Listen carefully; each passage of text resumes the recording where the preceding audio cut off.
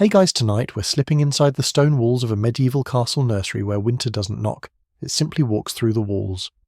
Picture yourself as a 5-year-old child in 1320, tucked beneath wool blankets in a chamber so cold that your breath hangs visible in the candlelight. The frost isn't just outside on the battlements, it's creeping across the inside of your wooden shutters, turning them into crystalline art that could kill you before morning. You're not alone in the dark, though. Your siblings press against you on both sides, and somewhere in the room, a servant tends a brazier that glows like a dying star, barely holding back the infinite cold of a February night. Tonight we're going to explore one of history's most overlooked survival challenges. How did fragile small-bodied children make it through winters that froze wine in the cellar and turned castle corridors into wind tunnels of death? You probably won't survive this, by the way. Statistically speaking, if you were born into a medieval castle between November and March, your chances of seeing your 10th birthday dropped by nearly 40% compared to a summer-born child. The cold was that ruthless. So before you get comfortable, take a moment to like the video and subscribe, but only if you genuinely enjoy what I do here. And hey, drop a comment telling me where you're watching from and what time it is for you right now. I love seeing how this little community spans the globe. Someone's having morning coffee in Tokyo, while someone else in Sao Paulo is wrapping up their evening. Now dim the lights, maybe turn on a fan for that soft background hum, and let's ease into tonight's journey together. The first thing you need to understand is that medieval castles were never designed for comfort. They were military fortifications wrapped around human habitation, and those priorities showed in every frozen breath a child took. The thick stone walls that kept out arrows and siege engines also held the cold like a crypt.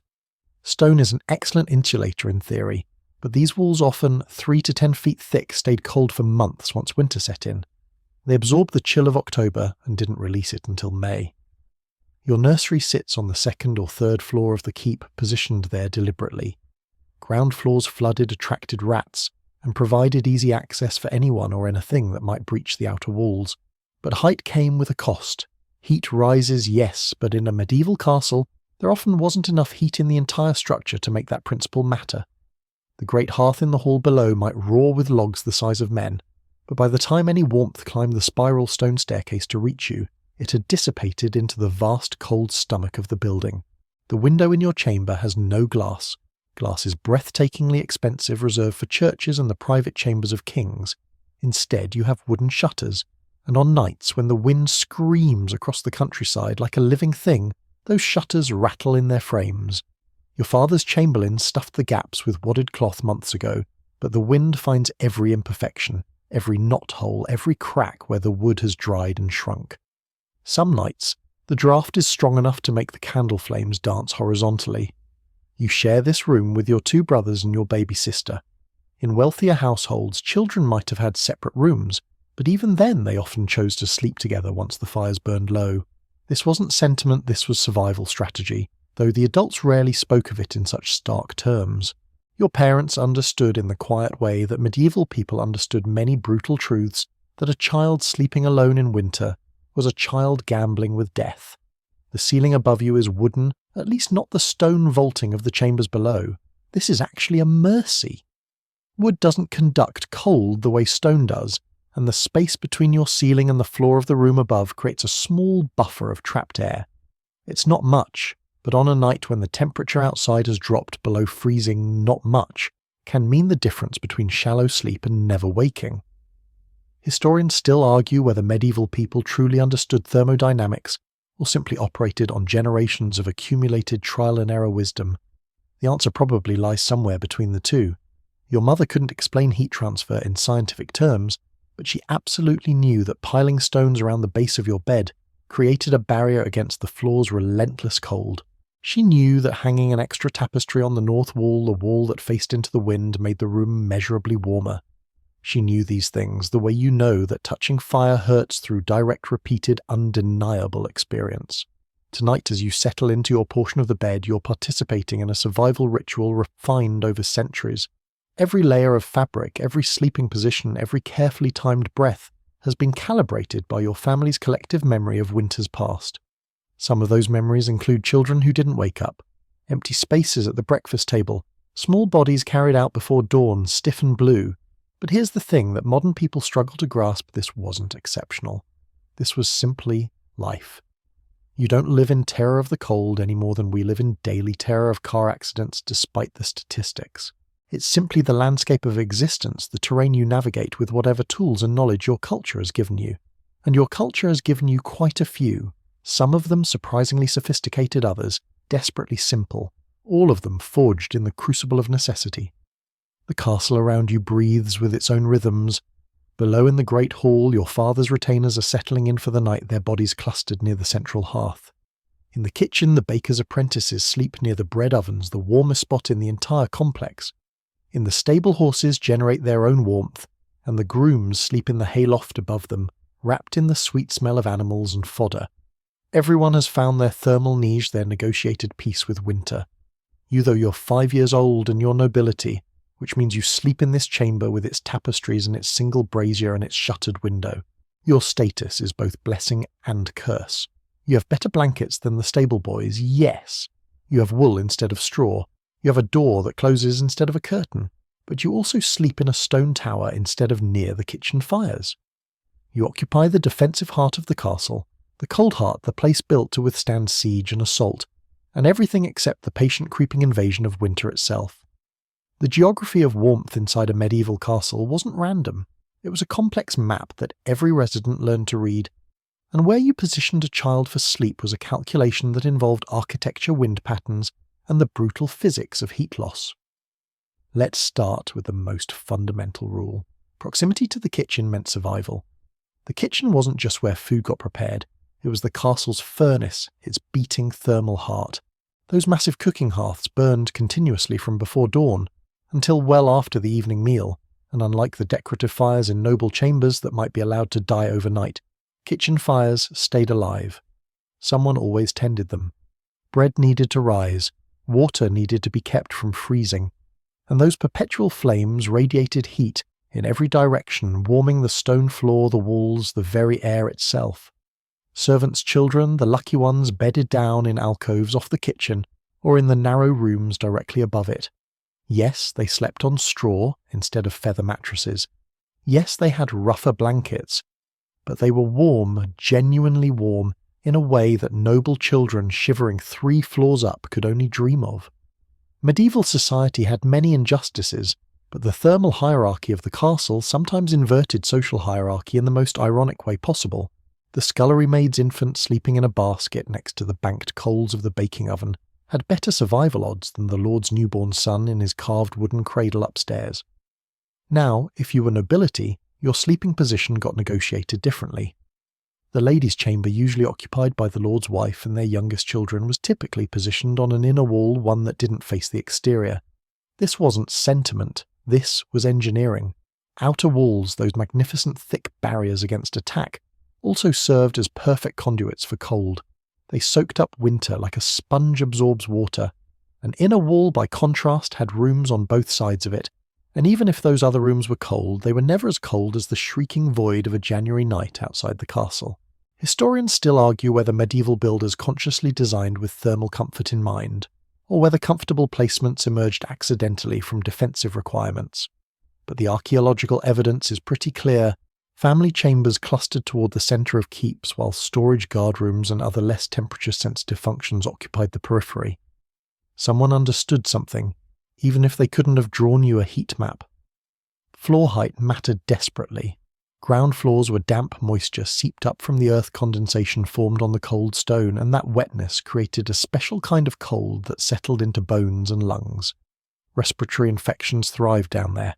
Many castles used ground floors primarily for storage, keeping humans elevated above that dangerous dampness. But go too high, and you entered a different hell. The top floors of towers, especially corner towers, caught wind from every direction. The stone up there never had a chance to warm. Those romantic tower rooms you see in fairy tales. They were often storage too, or housing for the lower status servants, or simply left empty because nobody could survive sleeping there between November and March. The sweet spot, the thermal Goldilocks zone, was usually the second or third floor of the main keep, in an interior room positioned above something that generated heat, ideally the kitchen or great hall, and below enough building mass to provide insulation from the wind. If you were a medieval parent with any choice in the matter, this is where you fought to secure sleeping space for your children. But here's where it gets complicated. Even within a single room, thermal geography varied wildly. The corner nearest the brazier or fireplace might be 15 or 20 degrees warmer than the corner by the window. Air stratified into invisible layers, warmer near the ceiling, colder near the floor, with unpredictable currents created by drafts. Medieval families became experts at reading these microclimates. They'd test different areas with their hands before positioning children's beds. They'd note which sections of the room accumulated frost on the walls first as indicators of the coldest zones. The bed itself got positioned with obsessive care. Never directly under a window, even shuttered. Even stuffed with cloth windows leaked cold air that poured down like an invisible waterfall. Never against an outer wall if it could be avoided. That stone stayed cold enough to draw heat from a body through fabric and mattress. Ideally, beds got positioned in the centre of the room, or against an inner wall with the headboard toward the warmest corner. And if you had multiple children sharing a chamber, the youngest and smallest got the warmest positions closest to the brazier, furthest from the windows, most protected from drafts. There's a fascinating detail in some medieval household accounts. Servants were sometimes assigned specifically to monitor and adjust children's sleeping positions through the night. These attendants would redistribute blankets or rotate sleeping children, so everyone got time near the warmest spots, and move kids who'd kicked off their covers in fitful sleep. This wasn't luxury service, this was life-saving intervention, dressed in the language of noble privilege. Let me paint you a specific picture, drawn from a 14th century inventory of a minor noble household in northern England. The family had 3 children under age 7. Their sleeping chamber was approximately 12 feet by 15 feet, on the second floor of a modest keep with one narrow window facing north, and a small fireplace on the east wall. The beds, 2 of them, were positioned against the south wall interior, shared with the great hall, and the west wall interior shared with the storage room. The chamber door opened onto an interior corridor not directly to the outside. A wooden screen stood between the door and the nearest bed, breaking the draft that came up the stairs every time someone below opened the exterior door.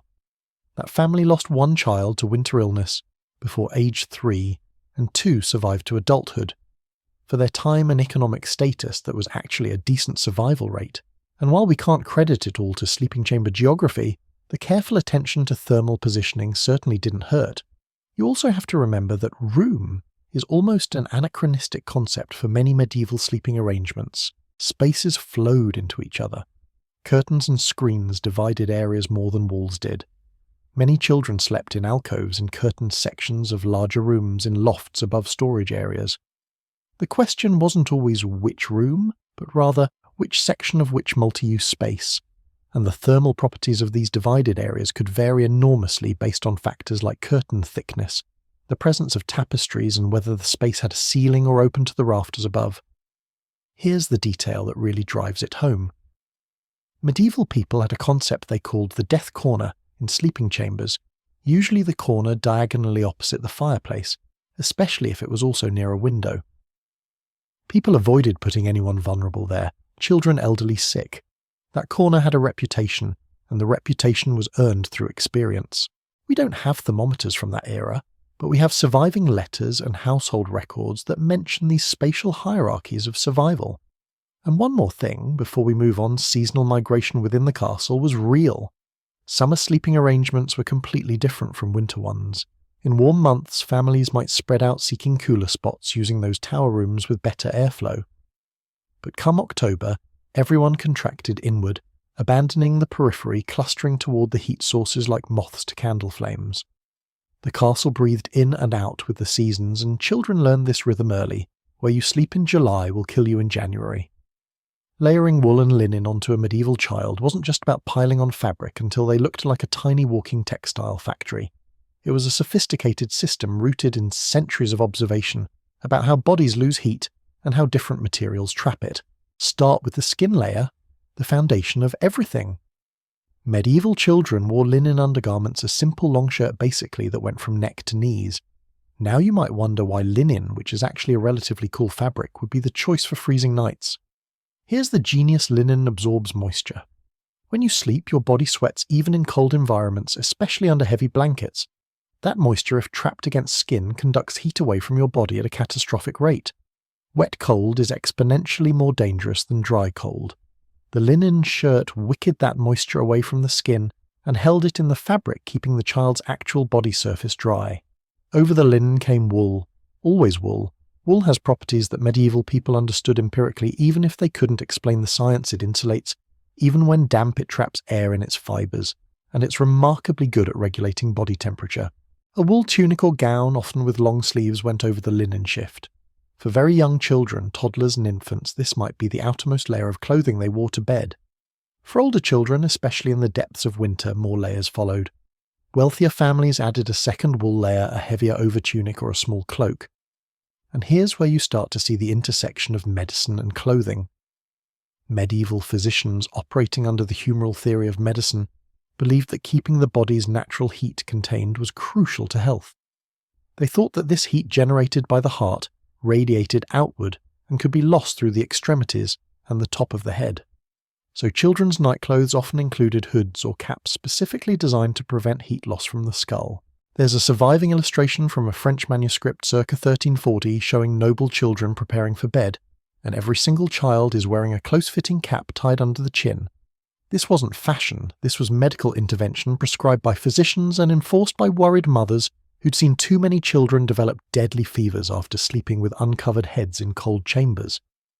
Footwear at night was its own calculation. Bare feet on stone floors. Absolute death sentence, you'd lose dangerous amounts of heat through your feet before you even reached the bed. So children wore soft leather shoes or wool stockings, and these stayed on through the night. Some families had special sleeping shoes, basically soft wool booties that were only for bed, kept clean and dry for that single purpose. The feet are profoundly vulnerable to cold. They're far from the body's core. They have relatively little muscle mass to generate heat, and frostbite could set in quickly. The question of whether children undressed for bed at all is fascinating because the answer varied enormously by class season and family preference. In the coldest months, many children simply slept in the same clothes they'd worn all day, perhaps removing an outer layer but keeping the essential linen and wool combination intact. The concept of special nightclothes garments worn only for sleeping was mostly a luxury of warmer climates or wealthier households, with enough textiles to maintain separate wardrobes for different activities. There's a practical reason beyond warmth. If the castle came under attack in the night, if fire broke out, if any emergency erupted, you needed to be able to move immediately. A child who slept essentially dressed could be scooped up and carried to safety, without the deadly delay of searching for clothes in the dark. Medieval life had a constant undertone of preparedness for disaster that shaped even the most intimate decisions. Now let's talk about the blankets themselves, because this is where the real layering strategy came into play. The bottom layer touching the child was usually linen or light wool, something relatively smooth that wouldn't irritate skin during the night's tossing and turning. Then came the heavy wool blankets, the serious insulation. These weren't the fluffy, soft blankets we know today. Medieval wool blankets were dense, heavy, almost felt-like in their thickness. A large blanket might weigh 10 or 15 pounds. They were woven tight, sometimes fulled, beaten and compressed while wet to make them even denser and more windproof. And here's the thing about those heavy blankets, they were also dangerous if you were a small child. The weight could restrict movement, make it hard to breathe if the blanket shifted over your face. This is one reason children rarely slept alone. Having siblings or a nurse nearby meant someone could adjust the blankets if they became tangled or covered a child's airways. Sudden infant death syndrome wasn't called that in medieval times, but the phenomenon certainly existed, and heavy blankets were likely contributors in some cases. The top layer of bed coverings was often a coverlet made of different material, sometimes linen, sometimes a decorative fabric if the family had means. This served partly as protection for the valuable wool blankets beneath which were expensive and time-consuming to clean, but it also had a thermal function. That outer layer created an additional air gap, another buffer between the sleeping child and the room's frigid air. Historians still argue whether medieval people understood the concept of layering for air-trapping purposes, or simply knew empirically that more layers equals warmer. The truth probably varies by education and social class. Learned physicians definitely wrote about the importance of maintaining air pockets around the body. They may have had the theory wrong. They thought the air pockets held in natural heat, rather than understanding insulation as we do. But the practical application was sound. The nobility took layering to extremes that seem almost comical until you remember the stakes. There are household inventories listing 8 or 10 blankets allocated to a single child's bed. Some of these were likely seasonal, swapped out as temperatures changed, but during the worst winter months it's entirely plausible that a noble child slept under a truly staggering weight of fabric. The phrase, "sleeping under a mountain of wool," appears in multiple medieval letters, and it's not metaphorical. For peasant children living in castle service or in the attached village, the layering strategy was necessarily simpler but followed the same principles. Fewer layers, rougher materials, but the same linen, next to skin logic, the same wool for insulation approach. A servant's child might sleep under 2 or 3 blankets instead of 8, might have patched and rewoven textiles instead of fresh ones, but the fundamental understanding remained layers trap heat. Each layer serves a specific purpose and the sequence matters. Here's a detail I love some medieval sources mention: wrapping children in their own daytime cloaks as an additional sleeping layer. The cloak got spread over them like an extra blanket, and this served double duty. It added warmth, yes, but it also meant the cloak itself stayed warm, so when the child had to get up in the frozen pre-dawn darkness, they could immediately wrap themselves in fabric that still held some of their body heat rather than putting on an ice-cold garment. The evolution of children's sleeping garments through the medieval period also tracked with broader changes in textile production and availability. As wool processing became more efficient in the 13th and 14th centuries, we see references to more elaborate layering systems. As linen production increased, we see more emphasis on that crucial underlayer. Economics and technology shaped survival strategies in direct, measurable ways. One physician's handbook from the 1380s, written in Middle English for household use, specifically instructs that children under 5 should sleep with linen next the skinner, then walla then more walla, and a covering of linen over alla, and a cap upon the head tied firm. The precision of that prescription tells you everything about how seriously they took the technical challenge of keeping children alive through winter nights. The communal bed wasn't a quaint medieval custom, it was a calculated survival technology that turned human bodies into a distributed heating system. And when we talk about children sleeping together, we're talking about something far more systematic than just siblings cuddling for comfort. Let's establish the brutal physics. First, a small child's body has a catastrophically bad surface area to volume ratio for heat retention. More skin surface relative to body mass means faster heat loss. A 5-year-old generates less metabolic heat than an adult, but loses it much more quickly. Sleeping alone, a child becomes a tiny furnace, trying to heat an entire cold room through their skin, an impossible, deadly task. But put 3 children together in one bed and suddenly you've created a collective thermal mass that changes everything. The typical arrangement in a noble household had 2 to 4 children sharing a bed arranged by size. The smallest child, the most vulnerable to cold, went in the middle. Older siblings flanked them on either side. This wasn't accidental positioning. The middle spot benefited from heat radiating from both sides, lost less warmth to the surrounding air, and stayed protected from drafts that might penetrate the bed curtains. Meanwhile, the larger children on the outside, with their greater body mass and heat generation, acted as living insulation barriers. Some families took this even further, creating what household records call nested sleeping arrangements. Picture a large bed, and medieval beds were often enormous by our standards, sometimes 6 or 7 feet wide, with children arranged like spoons in a drawer, all facing the same direction, pressed close together. When one child needed to turn over, everyone turned over in sequence. This created the maximum possible contact surface between bodies, the maximum heat transfer, the minimum exposure to cold air. There's a fascinating letter from a noblewoman in 1370s England to her sister, discussing sleeping arrangements for their children during a particularly brutal winter. She writes, and I'm translating from Middle English here, that she's putting 5 children in one bed, packed tight as herrings in a barrel, and she notes with relief that even the youngest, barely 2 years old, stays warm through the night and wakes with colour in his cheeks, rather than that dreadful blue pallor. Now the bed itself became part of this communal heating strategy. Remember those heavy wool blankets we discussed, with multiple children under them? The blankets trapped a much larger pocket of warm air. The combined body heat of several children could actually raise the temperature under those blankets to something approaching comfortable, maybe not toasty, but survivable, even pleasant compared to the room's ambient temperature. Medieval people understood something we've largely forgotten in our era of central heating. Bodies are furnaces and fuel is food. A well-fed child generates more body heat than a malnourished one. This is why evening meals before bed weren't just about preventing hunger, they were about stoking the metabolic fires that would have to burn all night. Noble families made sure their children ate fatty warming foods before bed specifically to maximize heat generation during sleep. Servants' children didn't always have that luxury, which made communal sleeping even more critical for their survival. The practice extended beyond biological siblings too. Households might combine children of similar ages regardless of exact family relationship. A noble child might share a bed with a favoured servant's child of comparable age, not out of egalitarian principle, but because two bodies were warmer than one regardless of their social status. Class boundaries could be surprisingly porous when survival demanded it. There were rules, though careful protocols about who could sleep with whom. Very young children bunked together freely, but once children approached adolescence, boys and girls were separated. This was partly about medieval morality, but also about practical management of growing bodies with different needs.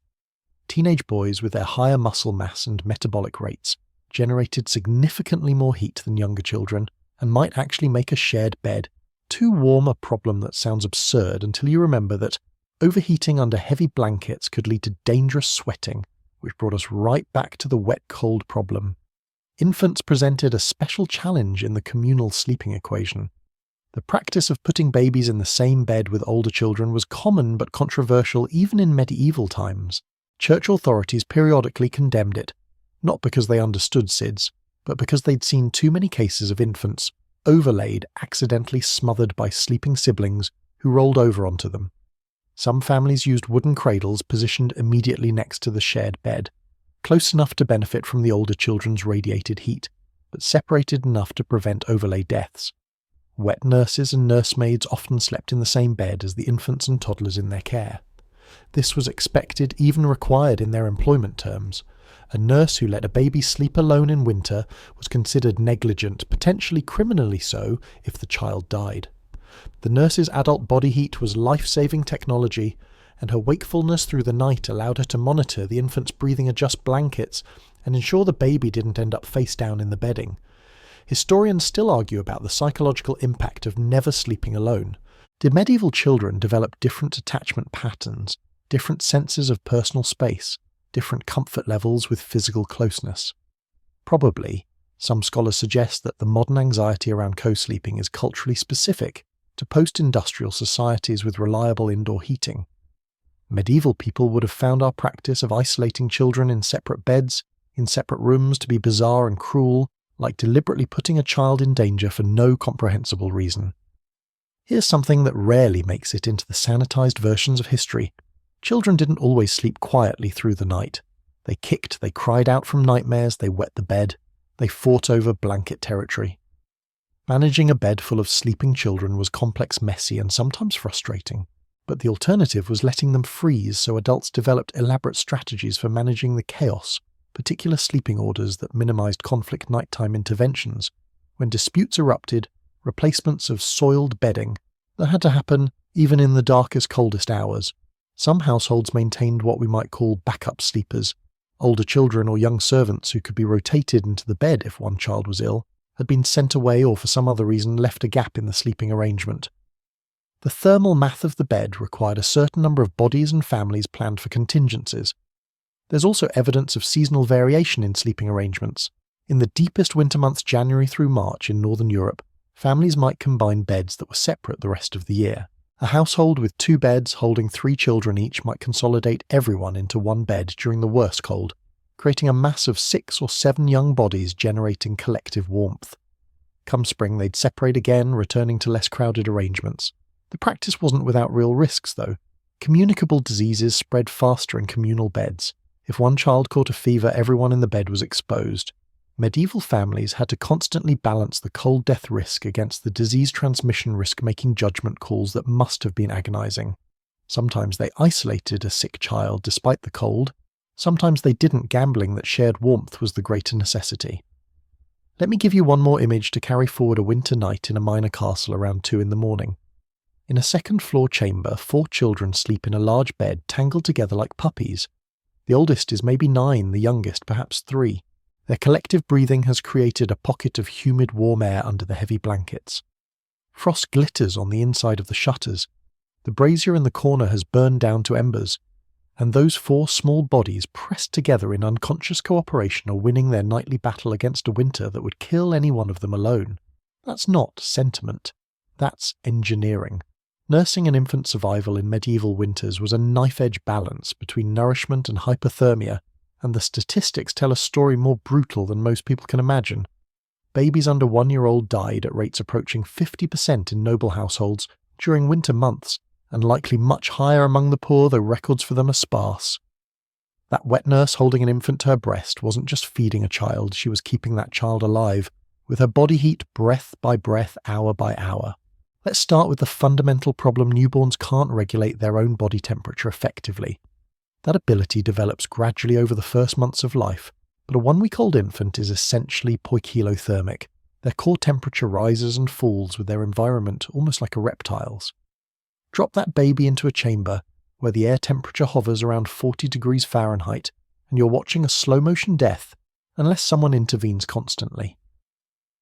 The wet nurse and wealthy families always employed one, while poorer families relied on the mother herself became a human incubator. Skin-to-skin contact wasn't a trendy modern parenting technique. It was emergency medicine. The nurse would tuck the infant inside her own clothing against her bare chest or belly, creating a microclimate warmed by her body.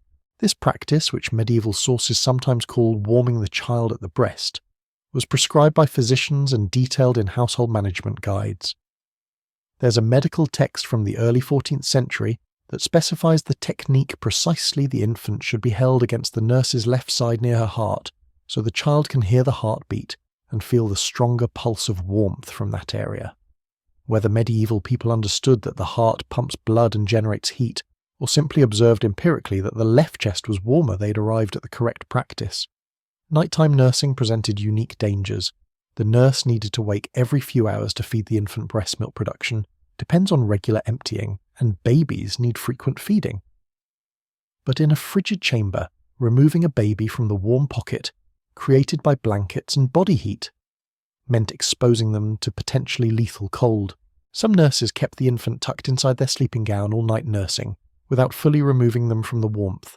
Others had braziers kept burning specifically near the nursing area, with servants assigned to maintain them through the night. Swaddling, wrapping infants tightly in long strips of linen and wool served multiple purposes, but temperature regulation was paramount. A swaddled infant was a compact bundle of preserved body heat. The wrappings trapped warm air close to the skin, limited heat loss from flailing limbs, and created a barrier against drafts. Modern people sometimes view medieval swaddling as restrictive or cruel, but in a castle where the nursery temperature might drop below freezing, it was life-saving technology. The swaddling technique itself was precise. The innermost layer was soft linen against the skin. Then wool bands wrapped firmly but not constrictingly around the torso and limbs. Some families added an outer layer of heavier fabric, almost like a small sleeping bag. The baby's head was covered with a linen cap tied under the chin because, remember, medieval medicine believed enormous amounts of heat escaped through the skull, and for infants that belief happened to align with reality. Babies do lose disproportionate heat through their relatively large heads. Feeding itself was a thermal challenge. Breast milk comes out at body temperature, which is perfect, but in a cold room it could cool quickly if the feeding process was slow or interrupted. There are records of nurses warming their breasts before nursing sessions, either at the brazier or with warm cloths to ensure the milk stayed as warm as possible during transfer. Whether this made a physiological difference or just felt like doing something proactive, in the face of constant danger, it was widely practiced. Formula didn't exist, obviously, so if a wet nurse died, became ill, or her milk dried up, the family faced a crisis. They desperately seek another nursing woman, sometimes paying extraordinary sums to lure one from another household. The alternative was feeding the infant with animal milk, usually goat or cow, delivered via a cloth wick that the baby would suck. This almost always failed. The milk was nutritionally wrong for human infants, the delivery method was inefficient, and most critically, the milk was cold. Babies fed this way in winter typically died within days, their tiny bodies unable to cope with both nutritional deficit and the metabolic cost of trying to warm the cold liquid in their stomachs. Historians still argue about whether medieval people understood the connection between cold stress and infant mortality, or attributed deaths to other causes. Medical texts from the period mention cold humours and chilling of the vital spirits, which sounds like mysticism until you realise they're describing hypothermia in the language of their medical paradigm. They knew cold killed babies. They just explained the mechanism differently than we do. Winter births were genuinely feared.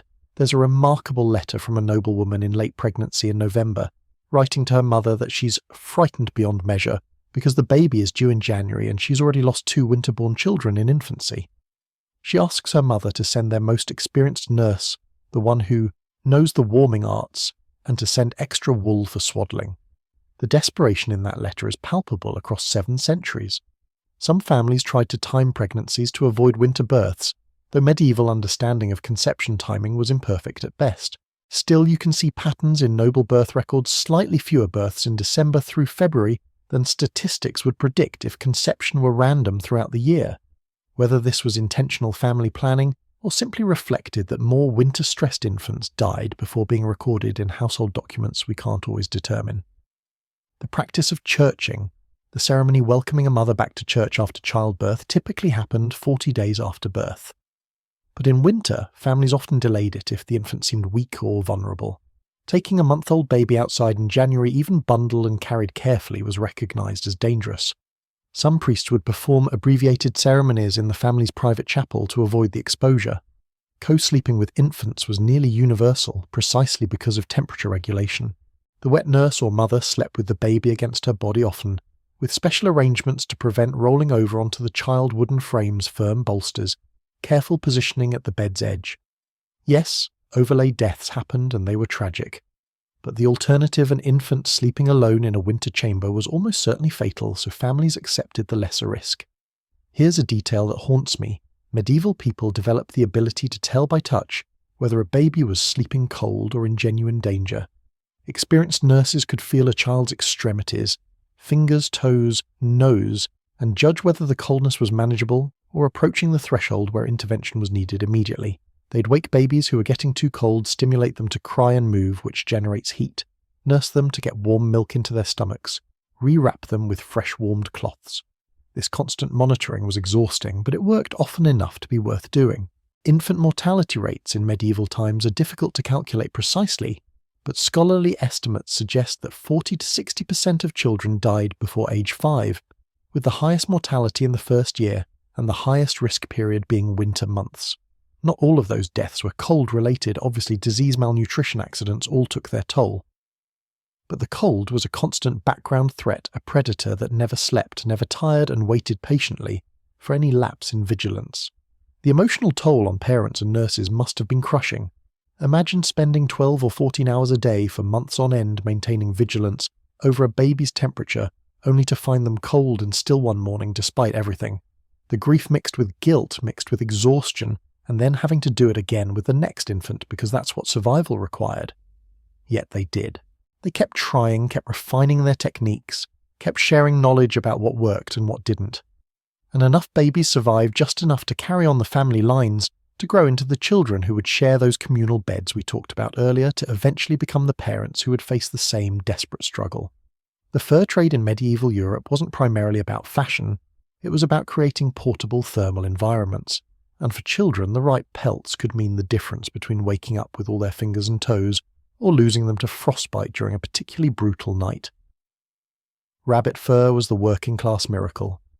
Common, relatively inexpensive, and remarkably effective at trapping warmth rabbit pelts lined children's sleeping garments throughout medieval society. A peasant child might have a single rabbit fur hood or a small pelt sewn into the chest of their sleeping tunic. Wealthier families used rabbit fur as an underlayer beneath more prestigious pelts, creating a soft, warm foundation against the skin. The individual hairs are hollow, which traps air and creates insulation far beyond what the pelt's thinness would suggest. Squirrel fur occupied the middle tier, finer than rabbit, more prestigious, but still accessible to minor nobility and prosperous merchant families. The ver and miniver you've heard about in heraldry. That's squirrel fur, specifically the white winter belly fur, and the grey-brown back fur arranged in patterns. For children, squirrel fur showed up primarily as linings in sleeping robes and as trim on caps and hoods. The grey fur was thought to be warmer, while the white was considered more attractive, so practical parents opted for grey-lined garments for actual winter use, while keeping white-trimmed pieces for ceremonial occasions. Ermine stoat in its winter white coat was the gold standard literally reserved by sumptuary laws for the highest nobility and royalty.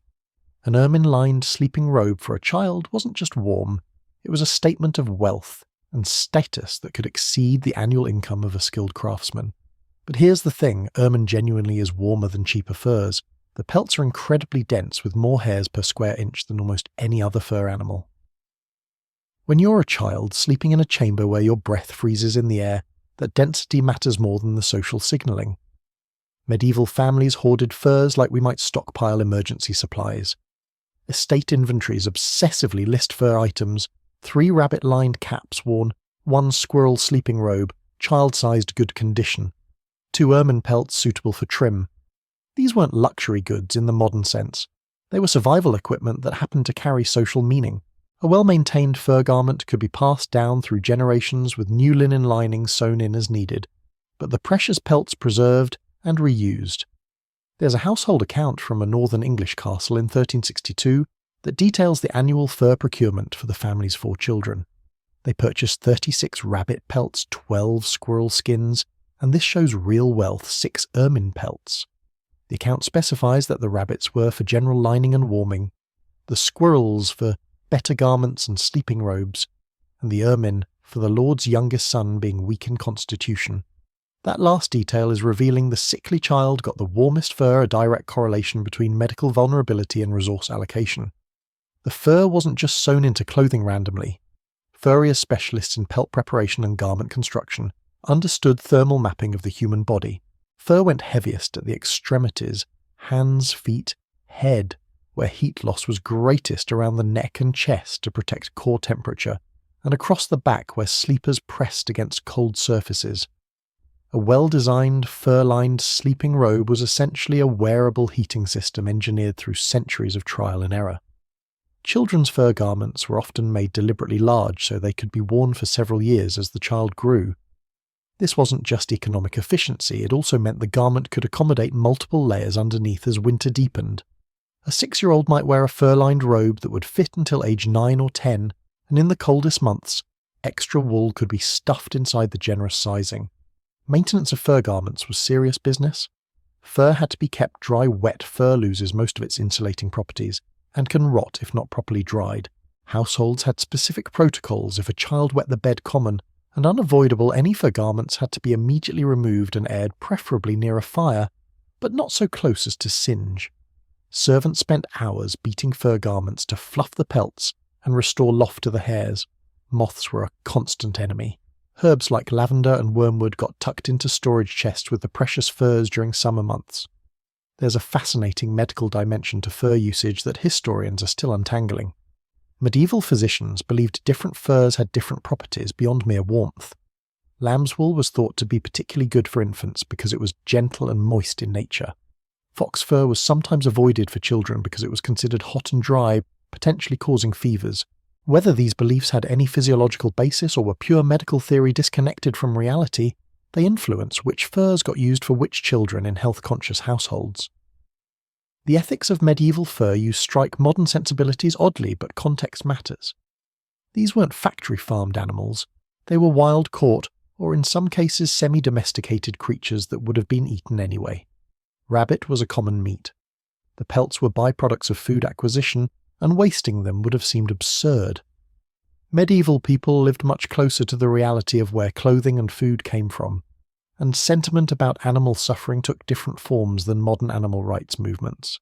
Some families bred rabbits specifically for both meat and fur, keeping warrens that provided a steady supply of both. Children in such households grew up understanding the direct connection the rabbit you played with in summer became the pelt that kept you warm in winter, and the stew that filled your belly. This wasn't cruelty, it was the fundamental economy of survival. Fur theft was a serious crime precisely because of its survival value. There are court records of servants executed for stealing fur garments, and while that seems wildly disproportionate to modern eyes, you have to understand the calculus stealing a child's first sleeping robe in November was potentially murdering that child by hypothermia. The punishment reflected the severity of the real-world consequence. Here's a detail that shows how deeply fur was integrated into child survival strategies. Some families kept spare pelts, just the raw furs not yet made into garments as emergency medical supplies. If a child developed a dangerous fever, ironic though it seems, they might be wrapped temporarily in furs to sweat out the illness. a practice that actually could help in some cases by maintaining body temperature while the child's metabolism fought infection. Conversely, if a child showed signs of hypothermia, immediate wrapping in the best available furs was standard emergency response. The wealthy kept specialized sleeping furs that never left the bedchamber robes and coverlets, that were solely for nighttime use, not subjected to the wear of daytime activity. These were often the best quality furs maintained in optimal condition, because they had one critical job: keep children alive through winter nights. A duke's child might have a separate wardrobe for sleeping with ermine-lined robes that got brushed and checked daily by dedicated servants.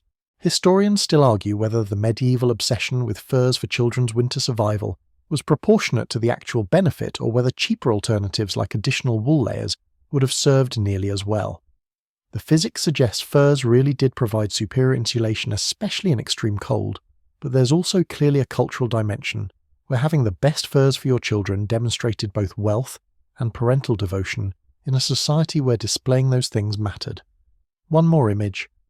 Imagine a child in a northern castle in February, dressed for bed in a linen shift, a wool tunic, a rabbit fur-lined hood, and a squirrel-lined sleeping robe, about to climb into a bed already warmed by siblings and piled with fur-trimmed blankets. That child is wearing the medieval equivalent of high-tech survival gear, every layer representing accumulated knowledge about heat retention, every pelt representing economic resources channeled toward the singular goal of making it to spring. Heated stones and bed warmers weren't luxury items, they were vital medical equipment, and the nightly ritual of preparing them was as essential to child survival as feeding or dressing wounds. The physics were simple. A stone holds heat far longer than air or fabric, and if you could get a large enough thermal mass hot enough before bedtime, it would radiate warmth for hours while children slept. The basic technology was this smooth river stones roughly the size of a large grapefruit or small melon placed directly in the hearthfire or next to the kitchen oven starting in late afternoon. By evening, these stones would be scorching hot enough to crack if cold water touched them hot enough to cause severe burns with direct skin contact. Servants used iron tongs or thick leather mitts to extract them from the fire, working quickly because every second of exposure to cold air meant heat loss. The hot stone got wrapped immediately, multiple layers of wool cloth, sometimes an old blanket specifically maintained for this purpose. The wrapping served dual purposes: it prevented direct contact burns, and it slowed the heat release, extending the stone's useful warming period from perhaps an hour, unwrapped, to 4 or 5 hours when properly insulated. Some households used purpose-made fabric pouches with drawstrings, others simply wrapped and tied with cord. The goal was secure containment. A stone that worked loose from its wrapping in the night could burn a sleeping child badly. Placement in the bed was calculated carefully. Never near a child's face or head, the risk of burns if they rolled toward it in sleep was too great. Typically, the wrapped stones went at the foot of the bed where they warmed the children's feet. Remember, extremities lose heat fastest and radiated warmth upward through the bedding. In beds shared by multiple children, you might have 2 or 3 stones positioned strategically along the foot of the bed to ensure even heat distribution. Timing mattered desperately. Place the stone too early and it cooled before the child actually went to sleep.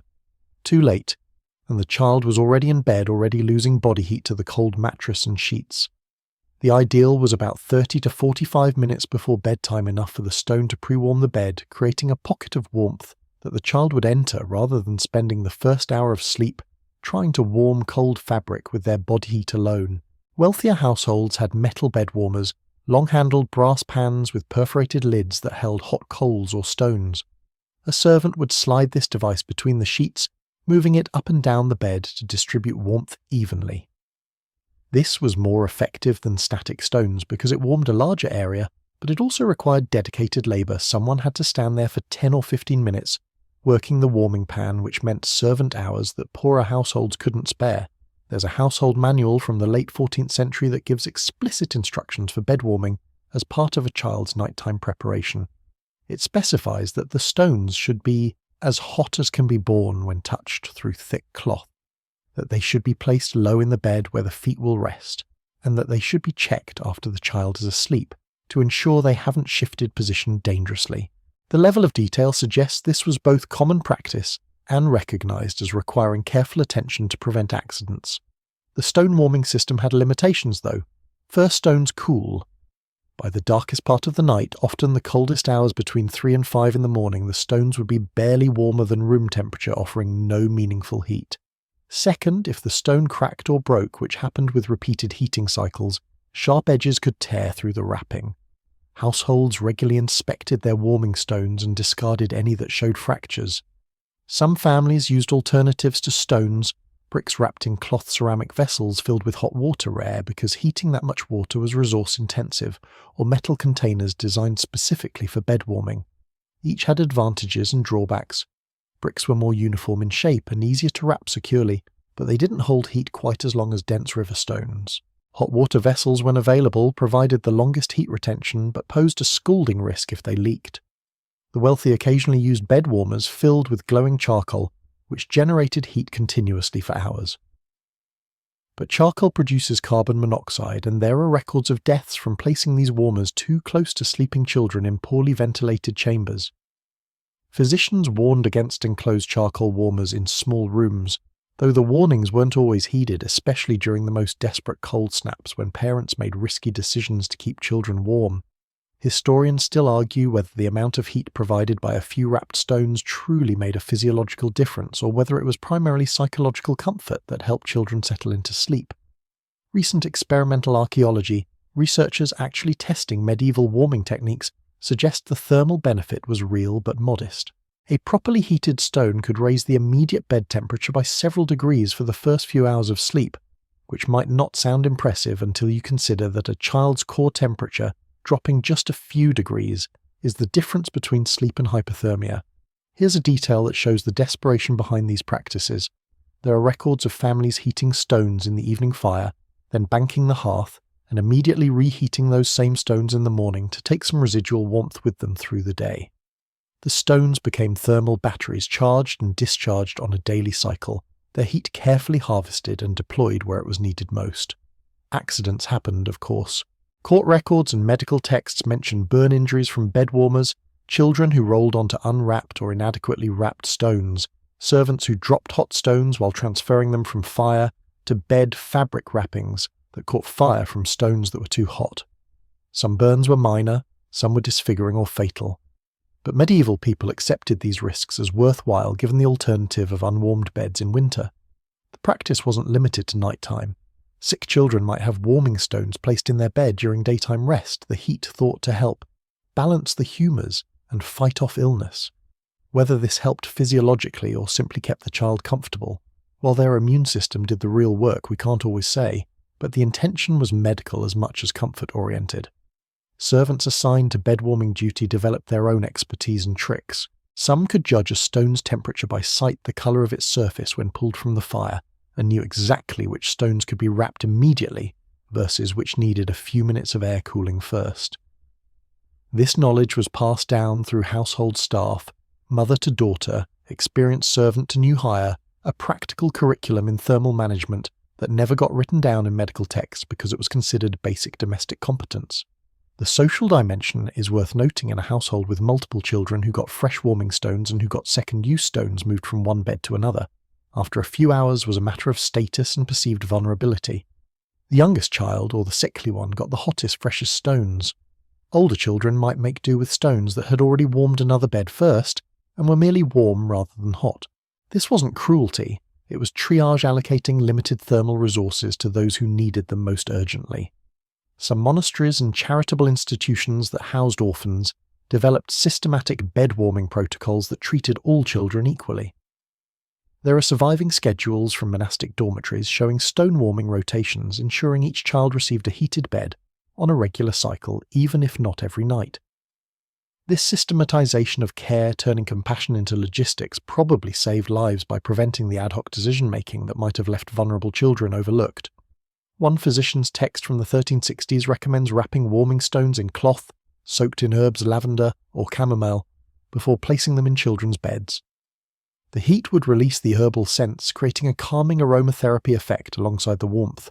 Whether this improved sleep quality measurably, or just made the room smell pleasant while children froze slightly, less medieval parents apparently thought it worthwhile. The spring ritual of putting away warming stones must have felt significant a marker that winter had finally loosened its grip, that children could sleep without this nightly intervention. Households would clean their warming stones, check them for damage, and store them carefully for the next winter. Some families kept them in the hearth area year-round, a visual reminder of seasons past and the cycle that would inevitably return. The Great Hall sleepers, children of servants, lesser household staff, and occasionally impoverished relatives taken in for charity, occupied the thermal sweet spot of the entire castle complex, though their social status was the lowest. They bedded down on straw pallets or simple blankets laid directly on the flagstones near the central hearth, and while their accommodations were crude, they slept warmer than the Lord's own children, shivering 3 floors above in their carved oak beds. Picture the Great Hall after the evening meal has ended, and the trestle tables have been cleared away. The massive central hearth, often 8 or 10 feet across, still glows with the remnants of logs that were trunk-sized when the fire was lit that morning. The heat radiating from that thermal mass of stone and ember is extraordinary. Stand 15 feet away and you feel it on your face. Stand 5 feet away and it's almost too much. This is where the children sleep, in that zone where warmth becomes nearly uncomfortable, because nearly uncomfortable in February is the same as perfectly safe. The sleeping arrangements followed a hierarchy even within this group. The youngest children, the most vulnerable, got positioned closest to the hearth, but not so close as to risk rolling into the fire itself. Usually there was an adult, often an older woman past childbearing years, who'd earned a permanent place in the household, whose specific duty was to monitor the hearth-sleeping children through the night. She'd doze lightly, wake periodically to check that small bodies hadn't shifted dangerously close to the flames, adjust blankets, and most critically tend the fire itself. Because here's the thing about Great Hall fires, they couldn't be allowed to die completely. Banking a fire, covering it with ash to preserve coals through the night, was an art form. Bank it too thoroughly, and you extinguish it entirely, meaning someone would have to restart the fire from scratch in the freezing pre-dawn darkness using flint and tinder. Bank it too lightly, and the fire burns through its fuel during the night, dying to ash by morning, and leaving the sleepers to wake in a rapidly cooling hall. The sweet spot was maintaining a coal bed that smouldered steadily, consuming minimal wood while producing constant low-level heat. Children old enough to be trusted, usually 8 or 9 years, and up took shifts through the night feeding the fire. This wasn't child labour exploitation in the way we might judge it. This was survival collaboration where everyone old enough to be useful contributed to the collective warmth that kept everyone alive. A child would wake or be woken, add 1 or 2 logs to the fire, ensure they caught properly, then return to sleep. This might happen 3 or 4 times through the night, a rotation of young fire tenders ensuring continuity of heat. The smoke was intense, especially during the first hours after the evening meal when the fire burned hottest. Medieval great halls had louvers in the roof, basically openings designed to let smoke escape, but the draw was imperfect at best. Children sleeping near the hearth lived in a semi-permanent haze of wood smoke. Their eyes watered, their throats were perpetually scratchy, and their lungs accumulated damage that contributed to the respiratory diseases that plagued medieval populations. But the alternative was freezing to death, so they breathed the smoke and counted themselves fortunate. The straw pallets these children slept on served dual purposes. Straw is actually a decent insulator. All those hollow plant stems trap air pockets, so a thick layer of straw between a child's body and the cold stone floor made a meaningful difference. But straw also absorbed moisture, which was both good and bad. Good because it drew dampness away from the children's bodies. Bad because damp straw eventually became cold straw, and replacing it required resources and labour. Most households refreshed the hall's sleeping straw monthly in winter, a massive undertaking that required clearing the entire space. Communal sleeping in the Great Hall meant density that would shock modern sensibilities. 20, 30, sometimes 40 bodies laid out in rough rows near the hearth, packed close enough that each person's warmth contributed to their neighbour's survival. Personal space was a concept that existed for the wealthy in their private chambers. Down here, bodies touched, breath mingled, and the collective warmth of human metabolism created a microclimate that could be 10 or 15 degrees warmer than the ambient hall temperature.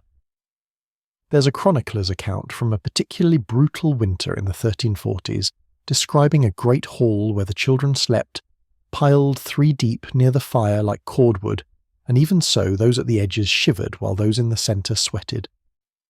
The image is almost comic until you realise it's describing a life or death calculation about thermal distribution and body placement. Food timing was critical for the Great Hall sleepers in ways that didn't affect the nobles dining in their chambers. The evening meal was deliberately scheduled to end no more than an hour before sleep time, ensuring that the children went to bed with warm food in their stomachs. That internal metabolic heat from digestion, especially if the meal included fatty content, could boost body temperature for hours. Servants' children often received the fattiest, heaviest portions of whatever was served not as a treat, but as thermal medicine disguised as food. The watch rotation, those shifts tending the fire through the night, also served as a security system. A castle at night was vulnerable to countless threats: actual military attack, rare but catastrophic fire breaking out from kitchen or candle accidents, common and deadly thieves, or even just the chaos of some drunk household member stumbling in the dark and injuring themselves. Having children wake and move around every few hours meant someone was always semi-alert, always able to raise an alarm if something went wrong. Historians still argue about the health impacts of smoke exposure versus cold exposure for these children. Recent studies of skeletal remains from medieval servant populations show lung damage consistent with chronic smoke inhalation, but those same individuals often lived longer than their more isolated, colder sleeping peers in other circumstances. It's a grim calculus: damaged lungs from smoke but alive to develop those damaged lungs versus freezing to death at age 3, with perfectly healthy respiratory tissue. The morning awakening in the Great Hall was earlier and harsher than elsewhere in the castle. The kitchen staff needed access to the hearth to begin cooking breakfast, which meant the sleeping children had to be cleared out often, while it was still fully dark outside, certainly before dawn in the winter months. But again, there was a thermal advantage: those children woke to a hall that was already warming up as the kitchen fires roared to life, whereas the noble children upstairs woke to chambers that wouldn't see any meaningful warmth until midday.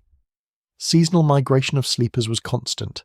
In the dead of winter, the Great Hall might house double its usual number of nighttime occupants, as people abandoned colder sleeping spots elsewhere and migrated toward the reliable warmth. Come spring, they'd disperse again, reclaiming their regular sleeping areas.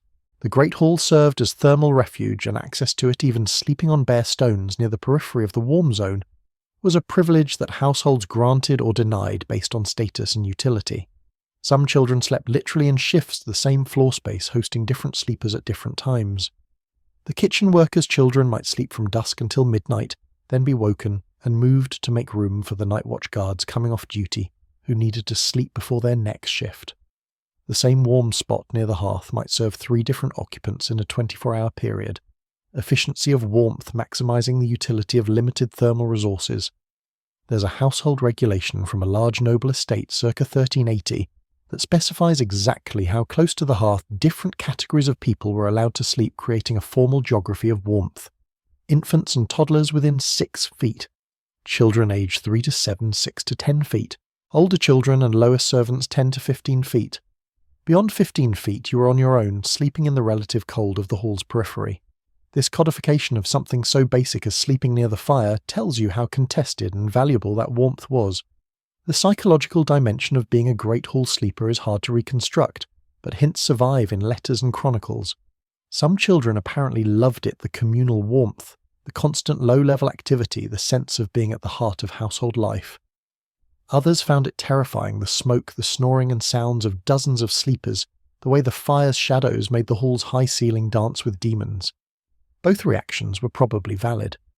One final detail that brings it all together: there are property inventories that list hall sleeping blankets as a separate category from chamber blankets.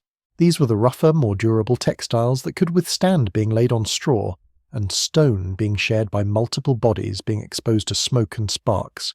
They were practical tools for survival, maintained and inventoried with the same care as weapons or kitchen implements, because in winter they were exactly that critical to the household's continued function.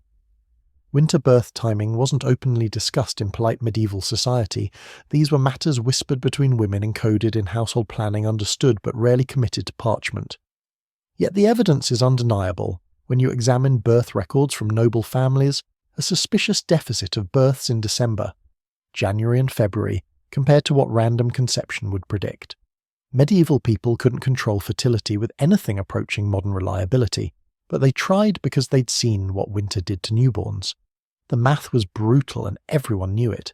A baby born in July had perhaps a 30% chance of dying before age 1, already horrifying by modern standards. A baby born in January had a 50 to 60% chance of not seeing their first birthday. That difference, 20 or 30 percentage points of mortality, was stark enough that families with any ability to influence conception timing made the attempt. The methods were a confused mix of folk wisdom, classical medical theory, and pure superstition. Physicians advised couples to abstain during certain months, when the humours were unfavourable for conception, which conveniently mapped to timing that would produce spring and summer births. Some families followed church calendars of abstinence that happened to align with avoiding late winter births. Whether medieval people genuinely believed these spiritual and medical justifications or simply found them convenient cover for practical family planning, the outcome was the same deliberate effort to avoid bringing babies into the world during the killing months. There's a letter from a noblewoman to her daughter written around 1370 that's remarkably explicit about this. She writes in carefully coded language about the proper seasons for marital duties, essentially instructing her daughter to deny her husband in certain months and be receptive in others with the goal of producing summer babies. The letter is framed as religious and medical advice, but the underlying calculation is pure survival statistics. Of course, conception couldn't be perfectly controlled. Babies came when they came, and when a family faced a winter birth, the preparation intensified dramatically. Households would begin stockpiling resources months in advance, extra firewood, additional wool-enhanced food stores. The expectant mother might be moved to the warmest available chamber. Experienced nurses would be secured, sometimes at extraordinary cost. Everything possible was marshalled toward giving the infant the best possible odds. The moment of birth itself was desperately dangerous in winter. The birthing chamber needed to be warm, genuinely warm, because the newborn emerging from the womb's perfect temperature regulation into a cold room faced immediate hypothermia risk. Braziers would be burning the hearth, roaring sometimes additional warming stones placed around the room to raise the ambient temperature. The cost in firewood for a single winter birth could exceed a week's normal consumption, but you couldn't make the room too hot either, because overheating the labouring mother could be equally dangerous. Medieval midwives performed a delicate thermal balancing act to keep the room warm enough for the baby's arrival, but not so stifling that the mother's exertion in labour became life-threatening. They'd adjust braziers open or close shutters, slightly manage air circulation, all while assisting with the birth itself. The multitasking required was extraordinary. The first hours after a winter birth were the most critical. The baby needed to be dried immediately. Any moisture on the skin would evaporate and cause rapid cooling. Then came the swaddling, done with particular care in winter births to ensure no gaps in the wrapping. The infant would be held continuously for hours, passed from the mother to the wet nurse to experienced female relatives never allowed to lie alone and lose the precious warmth being transferred from adult bodies. Historians still argue whether medieval people understood the concept of cold shock in newborns, or simply observed empirically that winter-born babies who weren't kept obsessively warm in the first days often died. Medical texts from the period describe something they called chilling of the vital spirits, where a newborn would become lethargic, stop nursing effectively, and die within days. That's hypothermia described in humoral theory language, and the prescribed treatment, constant warmth, frequent feeding skin-to-skin contact, was actually correct. Baptism timing created a terrible dilemma for winter births. Church doctrine held that unbaptized infants who died couldn't enter heaven, creating enormous pressure to baptize quickly. But taking a days-old infant outside in January to the church for baptism was often fatal. Some families had priests come to them for private baptism ceremonies. Others delayed and prayed the baby wouldn't die unbaptized. Still others, and this is heartbreaking, baptized the baby quickly and then tried desperately to keep them alive, knowing they'd fulfilled the spiritual requirement, but might still lose the child to the cold. There are records of emergency winter baptisms performed in the birthing chamber itself, with the priest brought to the castle rather than the baby taken to the church. These weren't standard practice, but families with influence could arrange it, and it saved infant lives by avoiding that deadly exposure to winter weather. The babies of peasants and servants lacking such influence faced the terrible choice between spiritual safety and physical survival. Wet nurses for winter babies commanded premium wages, sometimes double the normal rate, because the assignment was recognized as more demanding. The nurse would essentially live in the mother's chamber for weeks, maintaining constant vigilance over the infant's temperature, nursing on demand through the night, sleeping only in brief snatches. It was exhausting work, and not every nurse was willing to accept a winter baby contract. Some wet nurses specialized in winter infants and developed reputations as particularly skilled at keeping them alive. These women were sought after, fought over, paid extraordinary sums. There's a contract from 1355 showing a nurse receiving not just money, but also guaranteed housing, extra food rations, and a fur-lined sleeping robe, all for agreeing to nurse a nobleman's infant through the first winter of life. The investment was calculated better to pay lavishly for expert care than to lose the baby and have to try again. The statistical reality created a grim optimization problem for families. Was it better to keep trying for conceptions that would produce summer babies, or to accept winter births and invest heavily in survival measures? Wealthy families could afford to do both attempt time conception and also maintain the resources to support winter births when they happened. Poorer families faced starker choices and sometimes made the devastating decision not to invest full resources in a winter baby born to an already large family with marginal survival chances. Infanticide is a topic historians approach cautiously, but evidence suggests that neglect, not active killing, but simply not fighting as hard for a winter baby's survival happened. A cold night, an inattentive nurse, a baby not wrapped quite carefully enough. These things could be accidents, or they could be decisions cloaked in the language of misfortune. We can't know individual motivations across 7 centuries, but the demographic patterns are suggestive. The guilt must have been crushing for parents who made such choices. Medieval Christianity taught that every life was sacred, that infanticide was among the gravest sins. Yet the same parents watched their existing children struggle to survive, calculated the resources a winter infant would consume, and sometimes chose the terrible arithmetic of letting the most vulnerable die so the others might live. Confession records from the period occasionally reference this torment, obliquely worded but unmistakable in their pain. Spring brought a cruel irony for families with winter babies. Those infants who survived to March or April had cleared the worst danger period, but they'd been weakened by months of cold stress.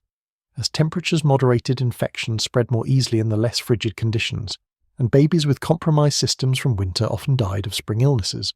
The family had poured resources into keeping the child alive through winter, only to lose them just as the weather improved. There's a birth register from a monastic institution that tracked births and deaths in their region with unusual precision for the 1390s. The data is chilling. Of 47 babies born December through February, over a 10-year period, only 19 survived to age 1. Of 51 babies born June through August in the same period, 41 survived. That difference, roughly 40% winter survival versus 80% summer survival, is the demographic shadow of cold. Some families developed superstitions around winter births that were really just pattern recognition dressed in folklore. A baby born during a full moon in winter was thought to have better chances, possibly because clearer weather that allowed moonlight also meant less severe cold. A baby that cried vigorously immediately after birth was a good sign. Accurate, strong lungs and energy meant a healthier infant. A baby born feet first in winter was doomed. Breech births were generally more dangerous, and the added stress of winter made it worse. These weren't mystical beliefs. They were statistical observations encoded in memorable stories. The emotional landscape of a winter pregnancy must have been uniquely terrible. 9 months of growing dread, watching the calendar, hoping the baby would come early or impossibly late, knowing that the timing was beyond control. And then, if the baby arrived in the heart of winter, the months of vigilance, the constant fear, the exhausting effort to keep a tiny life burning against the cold that wanted to extinguish it. Yet they kept trying, kept bearing children, kept fighting to raise them through winter after winter. Because what else could they do? Life demanded continuation. And medieval people met that demand with whatever tools and knowledge they possessed inadequate, as those often were against the implacable arithmetic of temperature and infant physiology. The curtained bed fortress transformed a piece of furniture into a room within a room, and for children sleeping in medieval chambers, those heavy fabric walls were the difference between surviving the night and waking with frost in their eyelashes if they woke at all. Start with the bed itself, because medieval beds were architectural structures, not simple furniture. The frame was massive solid oak, or other hardwood built to last generations, often 8 or 9 feet tall with corner posts that reached toward the ceiling. These posts supported the tester, a wooden canopy overhead, and from this framework hung the curtains that would enclose the sleeping space on all sides. This wasn't decoration. This was survival engineering disguised as status furniture. The curtains were heavy, genuinely heavy in a way that modern fabric rarely achieves. Thick wool, sometimes layered with linen, sometimes backed with additional material for extra weight and density. A full set of bed curtains for a large bed might weigh 40 or 50 pounds, and that mass served a purpose. Heavy fabric doesn't flutter in drafts. It hangs solidly, creating a more effective barrier against the air currents that constantly move through medieval chambers. When you drew those curtains closed around a bed occupied by 3 children, you created a microclimate. The fabric trapped the warm air rising from the children's bodies and the residual heat from any warming stones placed earlier. It blocked drafts that would otherwise steal heat from exposed skin. It created a barrier imperfect but real between the sleepers and the chamber's frigid air. Inside the curtains, the temperature might be 10 or even 15 degrees warmer than outside them. The colour of bed curtains mattered more than you'd think. Dark colours, deep reds, forest greens, midnight blues were preferred for winter beds, not just for aesthetic reasons, but because darker fabrics absorbed and held heat better than lighter ones. Some households kept separate summer and winter bed curtains, swapping lighter colours and weights for darker, heavier versions as cold weather approached. This seasonal rotation was a significant household task, requiring servants to take down, clean store, and rehang hundreds of pounds of fabric. There's a household inventory from 1368 listing bed curtains for the children's chamber, winter hangings of heavy wool dyed red lined with linen with ties. Those ties are crucial details the curtains needed to be secured, closed to maintain the thermal envelope, but also needed to be openable quickly in case of emergency. Fire was an ever-present danger, and bed curtains could trap occupants if panic broke out. The balance between thermal protection and safety escape was constantly negotiated. Children learned early how to manage the bed curtains properly. Opening them too wide meant letting all the accumulated warmth escape instantly. Leaving them completely closed created dangerous stuffiness and potentially dangerous carbon dioxide buildup from multiple people breathing in an enclosed space. The practice was to leave a small gap, maybe 6 inches at the foot of the bed, allowing some air circulation while maintaining most of the thermal barrier. Historians still argue whether medieval people understood that they were breathing oxygen and exhaling carbon dioxide, or simply knew empirically that completely sealed sleeping spaces made people feel ill and groggy.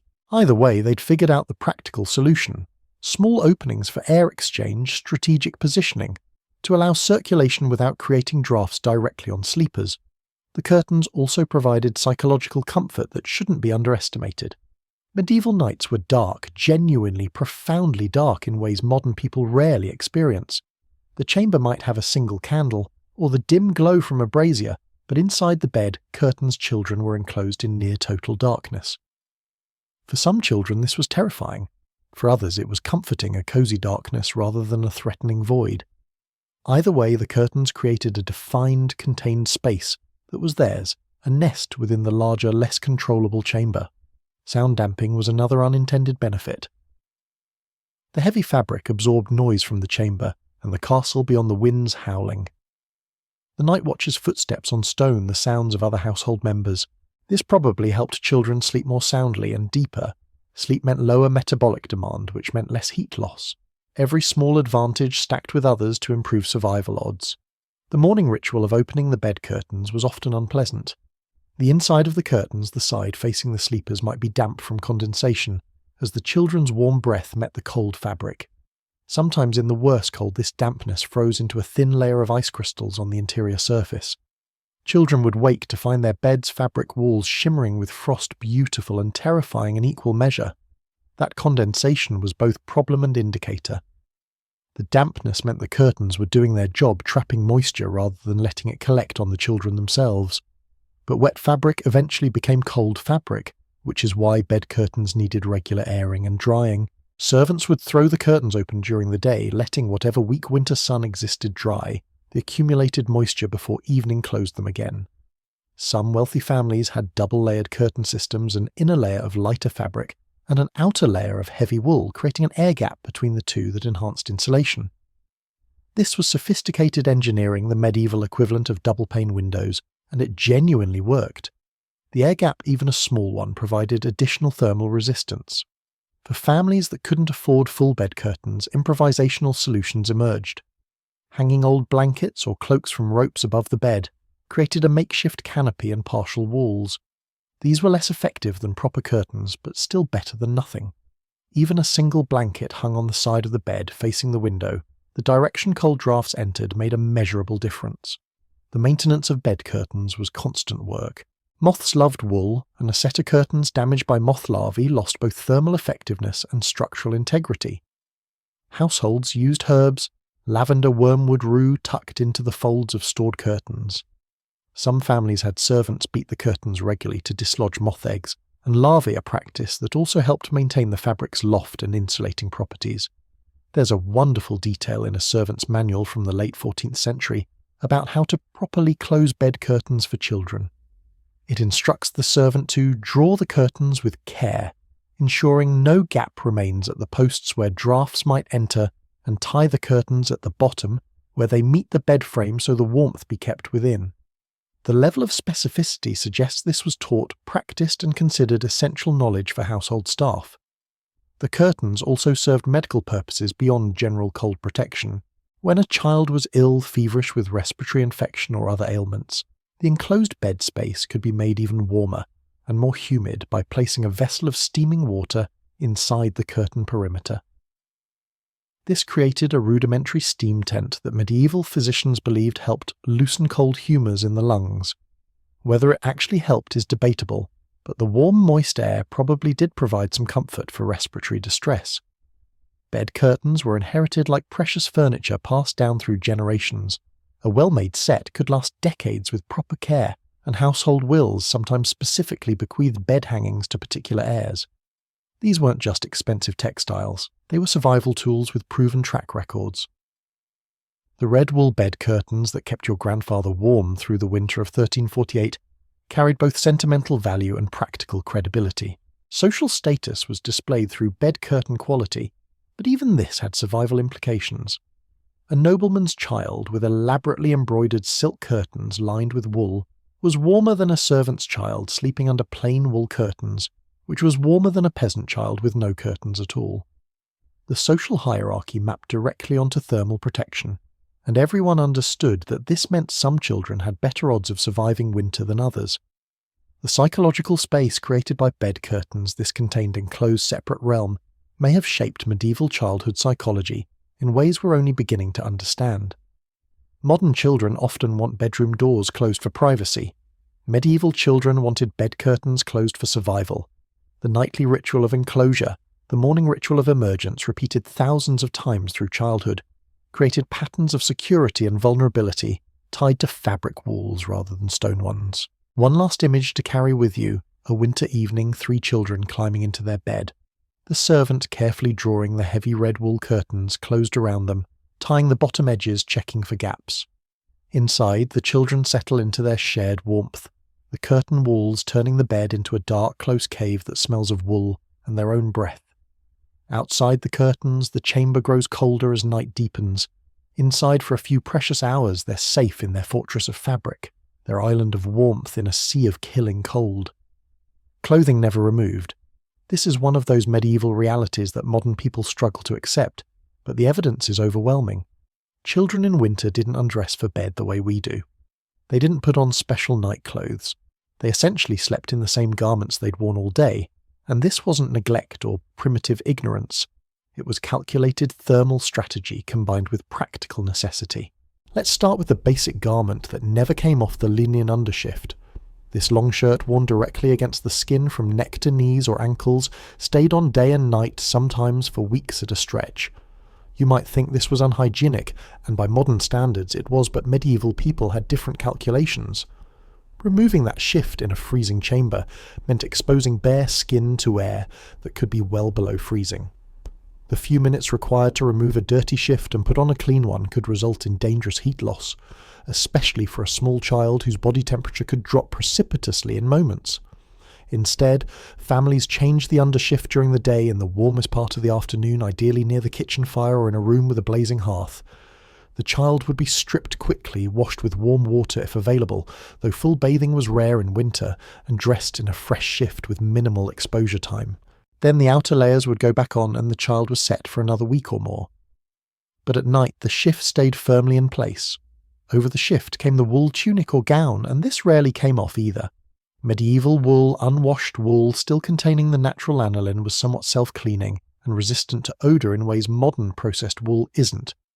A wool tunic could be worn continuously for long periods without becoming unbearably foul. More importantly, wool provided the essential insulation layer that made survival possible. Removing it at night would have been thermally suicidal.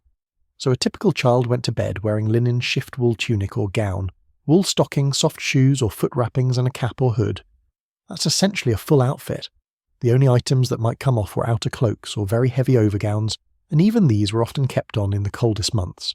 The practice was to loosen laces, remove belts or restrictive items that might interfere with circulation, but leave the basic clothing layers intact. There's a practical logic beyond just warmth. If something went wrong in the night fire attack and medical emergency, you needed to be able to move immediately. A child sleeping essentially dressed could be grabbed and carried to safety without lethal delays searching for clothing in the dark. This wasn't paranoia. Castle life included regular actual emergencies where seconds mattered. Parents who'd lived through even one crisis became vigilant about keeping children ready to move. The restriction of movement from sleeping clothes was real, though. Try sleeping in wool stockings, shoes and a long tunic you can't stretch out freely. Your feet feel confined, the fabric bunches and pulls when you roll over. Children adapted learning to sleep in positions that minimized the discomfort, but it affected sleep quality. Medieval people probably slept more restlessly than we do, partly because of the physical constraints of their sleeping garments. Historians still argue whether this practice contributed to skin diseases and infections. Clothing worn continuously, especially against skin that wasn't washed frequently, created perfect conditions for rashes, fungal infections and parasites like lice. Medieval children itched constantly miserably, and while not directly attributable to sleeping in their clothes, the practice certainly didn't help. But again, the choice was between itching and freezing, and families chose itching every time. The wealthy had a slight variation on this practice. Noble children might change into special sleeping tunics. These weren't lighter garments like modern pyjamas, but actually heavier, warmer versions of their daywear made specifically for nighttime. A sleeping tunic might be lined with additional wool or fur constructed to be slightly looser for comfort, but providing extra insulation. This was luxury, though most children slept in whatever they'd worn that day. The morning dressing ritual was therefore minimal. Children essentially woke up dressed. They might put on additional outer layers, a cloak for going outside a belt to secure their tunic properly, but the base clothing was already in place. This had efficiency advantages in a household where dozens of people needed to be functional quickly after dawn, but it was really about never giving the cold an opportunity to penetrate to the skin. Foot coverings deserve special attention because feet are extraordinarily vulnerable to cold. Going barefoot at night was unthinkable, but the question was what to wear. Soft leather shoes were common, flexible enough to sleep in without creating pressure points, but substantial enough to provide warmth and protection. Wool stockings alone were an option, though they tended to slip off during sleep, leaving feet exposed. Some families used foot wrapping, strips of wool cloth wound around the feet and ankles secured with ties, which stayed in place better than stockings. There's a children's rhyme from medieval England that survives in a manuscript from the 1390s, and part of it goes, "Keep thy cap upon thy head, keep thy shoes upon thy bed, for the cold creeps in the night and steals away thy warmth and might." This wasn't just cute verse, it was practical medical advice encoded in memorable form, teaching children the essentials of thermal protection during sleep. The cap or hood was particularly important because medieval medicine insisted that vast amounts of heat escaped through the skull, and modern science actually confirms that head heat loss is significant, especially in children. Caps tied under the chin stayed in place during sleep better than loose ones. Some were made of wool, some lined with fur for wealthier families, but every child who could manage it slept with their head covered. Artistic depictions of sleeping medieval children almost always show them wearing caps of visual shorthand for proper nighttime preparation. Belts and restrictive laces did get removed at bedtime, and there was good reason. Tight belts could restrict breathing when lying down and could interfere with blood circulation during sleep. Medieval physicians wrote specifically about the dangers of sleeping in tightly laced garments, noting that people woke with numb limbs or difficulty breathing. So the practice was to loosen everything that could be loosened without removing the garments entirely, unlace the tunic's neckline, remove belt and any decorative ties, loosen the cap string slightly for comfort while keeping it on. The smell must have been intense. Imagine a bed with 3 children who've all been wearing the same wool tunics for days, sleeping under heavy wool blankets that are never washed in a chamber where the shutters stay closed all night. The accumulated odour of unwashed bodies, lanolin, heavy wool, wood smoke from the brazier, and the general mustiness of damp medieval textiles would have been overwhelming by modern standards. But medieval noses were calibrated differently. These were the normal smells of winter life, unremarkable and unavoidable. The psychological impact of never undressing is worth considering. The modern ritual of changing into pyjamas signals the transition from day to night, from activity to rest. Medieval children didn't have that clear boundary. Sleep was something that happened while you were essentially still in your daytime state, just lying down. This might have made the day-night transition feel less distinct, sleep feel less restorative, or it might have made no difference at all. We're projecting modern expectations onto a different experiential reality. There were exceptions for the sick. A child with a fever might be changed into a clean, dry shift even at night, because sweat-soaked clothing could turn deadly cold. But this required resources: a spare shift warm water for washing a heated room for the changing process, and servants or family members willing to manage the complex procedure. Illness already strained household resources. Adding nighttime clothing changes multiplied the burden. Some families used sleeping sacks, essentially large bags made of wool or fur that a child could crawl into fully clothed. These added an extra insulating layer while keeping the child's clothing in place. Think of it as a medieval sleeping bag, but one you entered while already wearing your full outfit. These were particularly useful for the sickly or very young children who couldn't manage regular blankets safely. The transition to warmer weather didn't happen all at once. Families were cautious about reducing clothing layers even as spring arrived, because late cold snaps could be deadly if children had already adapted to lighter garments. There's a household account from April 1366 that notes, "The weather has warmed, but the children still sleep in their wool tunics for fear of the frost returning." This conservative approach, better to be too warm than risk being too cold, governed winter clothing practices.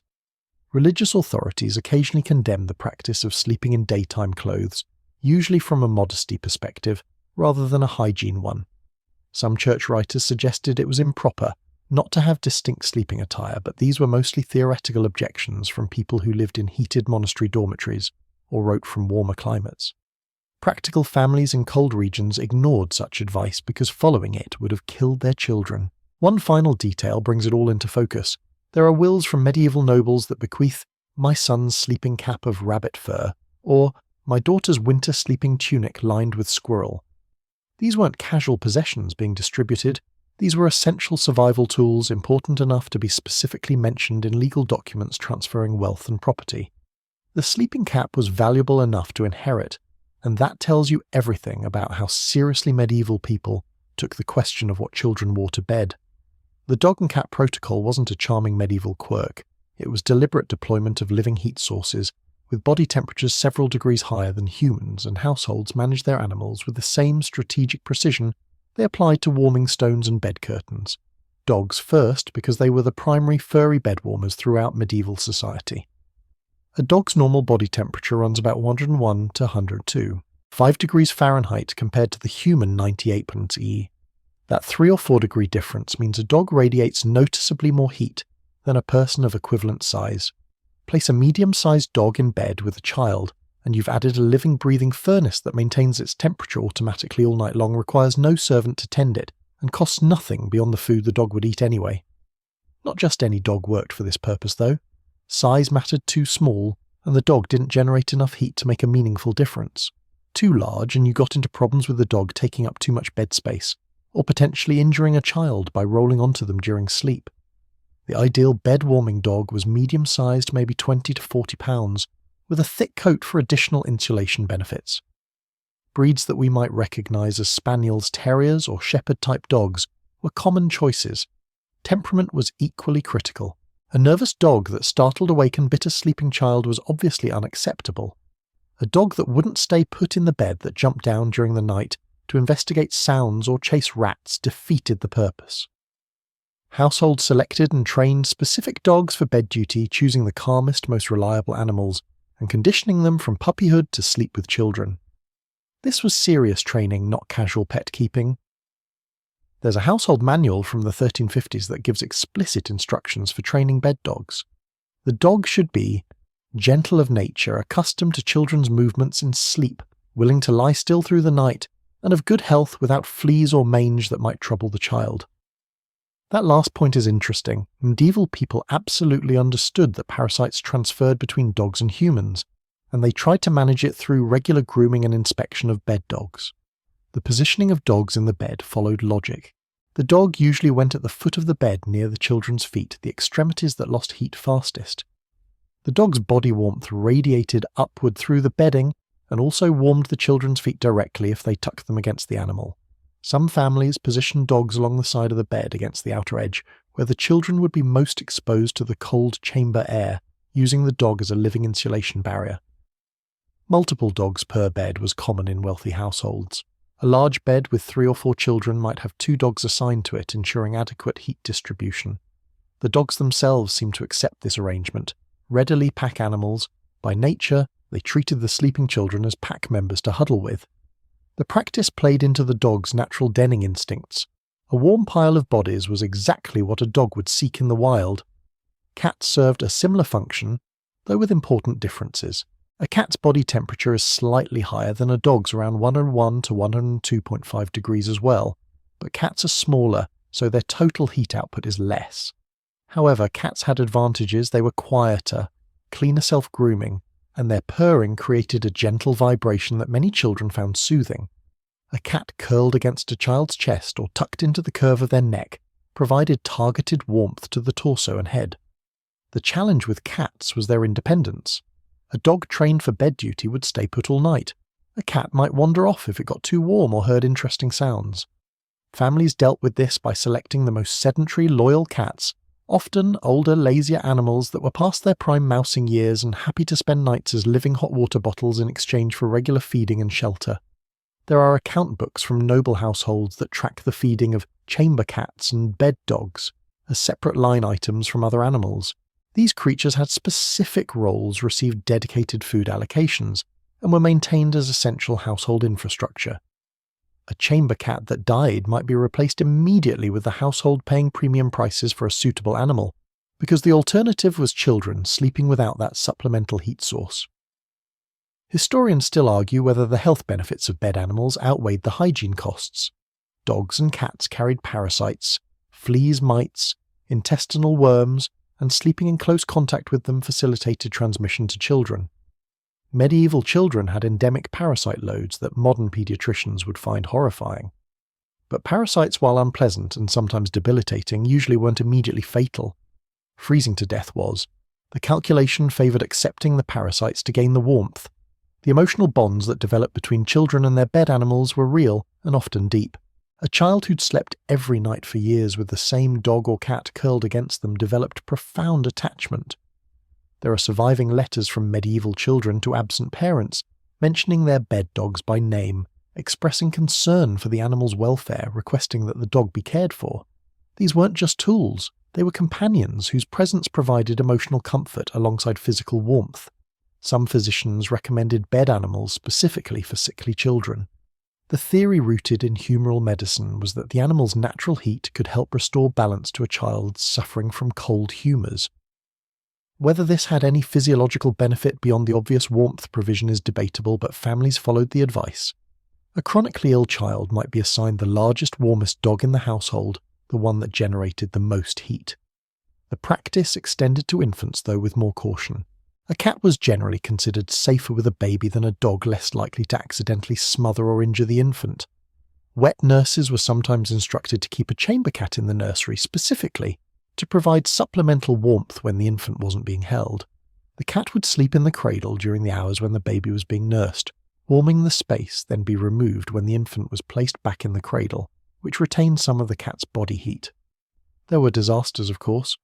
Dogs occasionally did bite sleeping children, usually in startled response to the child rolling onto them or making sudden movements. Cats sometimes smothered infants by lying too close to their faces seeking warmth and blocking the baby's breathing. These tragedies occurred regularly enough that medical texts and household manuals warned about them, but not regularly enough to stop the practice. The benefits still outweighed the risks in most families' calculations. Seasonal variation in bed animal usage was significant. In the deepest winter, December through February, bed animals were considered essential, carefully assigned and monitored. In summer, they might be excluded from beds entirely because the extra heat was unwelcome. Spring and fall were transitional, with animals allowed in bed on cold nights, and excluded on warmer ones. The animals themselves seemed to understand this pattern, responding to household cues about when their bed warming services were required. Training techniques for bed dogs included rewards for staying in place all night and gentle corrections for jumping down. Some families tethered dogs loosely to the bed frame with a soft rope, long enough to allow the dog to move and resettle, but preventing them from leaving entirely. This ensured the heat source remained available all night, though it raised ethical questions about animal welfare that medieval people would have considered absurd. The dog was warm, fed and sheltered. What more could it want? The relationship went both ways. Dogs sleeping with children were themselves warmer than dogs sleeping alone in cold areas of the castle. The arrangement was genuinely symbiotic. Both species benefited from the shared body heat. The dog got a warm, safe sleeping spot with reliable pack members. The children got a supplemental heat source that could mean the difference between dangerous cold and adequate warmth. Cats, being more mercenary creatures, clearly understood and exploited the arrangement. A smart cat would rotate between different sleeping spots, the children's bed, the kitchen area spots near the hearth, maximising its own comfort through strategic positioning. But even cats seemed to recognise that sleeping with children offered reliable warmth and minimal disturbance once everyone settled for the night. One detail I find particularly moving there are medieval tomb effigies of noble children that include small dogs carved at their feet. While this iconography had religious symbolism, dogs representing fidelity, it also likely referenced the actual practice of the child sleeping with that specific dog. The animal that warmed the child in life was memorialised alongside them in death, a recognition of the bond that existed and the role the creature played in the child's daily survival. The practice didn't end with medieval times. It continued well into the early modern period, only gradually fading as interior heating improved and made bed-warming animals less essential. Even today, people who let dogs or cats sleep in their beds are unconsciously following a tradition rooted in survival necessity, though we frame it now in terms of companionship and affection, rather than thermal management. But make no mistake in medieval winter that dog curled at a child's feet, that cat tucked against a child's neck, was life-saving technology as surely as the warming stones and fur-lined robes. The animals were partners in survival, their higher body temperatures and natural warmth-seeking behaviour aligned perfectly with human needs. Every morning a medieval child woke with their bed dog still pressed against them. Was a morning that partnership had succeeded one more time. Dietary warmth strategies before bedtime weren't about satisfying hunger. They were about stoking the internal metabolic fires that would have to burn through the long winter night, and medieval families understood that what a child ate in the evening directly impacted whether they'd wake shivering or adequately warm. The evening meal, typically served in late afternoon or early evening while some daylight remained, was deliberately constructed to maximise heat generation. Fatty foods were prioritised because fat requires significant metabolic energy to digest, and that digestive process generates heat as a byproduct. A child who ate a fatty mutton stew before bed would feel warmer through the night than one who ate the same caloric amount in bread or vegetables, and medieval cooks understood this empirically even without knowing the biochemistry. Pottage, that ubiquitous medieval dish of grains, vegetables, and whatever meat or fat was available, became a warming tool when prepared for evening consumption. The evening version would be deliberately enriched with extra fat bacon, grease, lard, butter for wealthy households, or the rendered fat from whatever animal had been cooked recently. A bowl of pottage that glistened with fat on its surface wasn't considered excessive, it was considered proper preparation for a cold night ahead. Timing mattered enormously. Eat too early and the metabolic warming effect would fade before sleep. Eat too late and the child might go to bed with an overfull stomach that interfered with comfortable sleep. The optimal window seemed to be about an hour to 90 minutes before bedtime, enough time for initial digestion to begin and the warming effect to build, but not so long that the benefit dissipated before sleep. Hot drinks before bed were nearly universal where resources allowed. Warm ale was common even for children. The alcohol content was low in most household ale, and the warming sensation from drinking something hot was immediate and significant.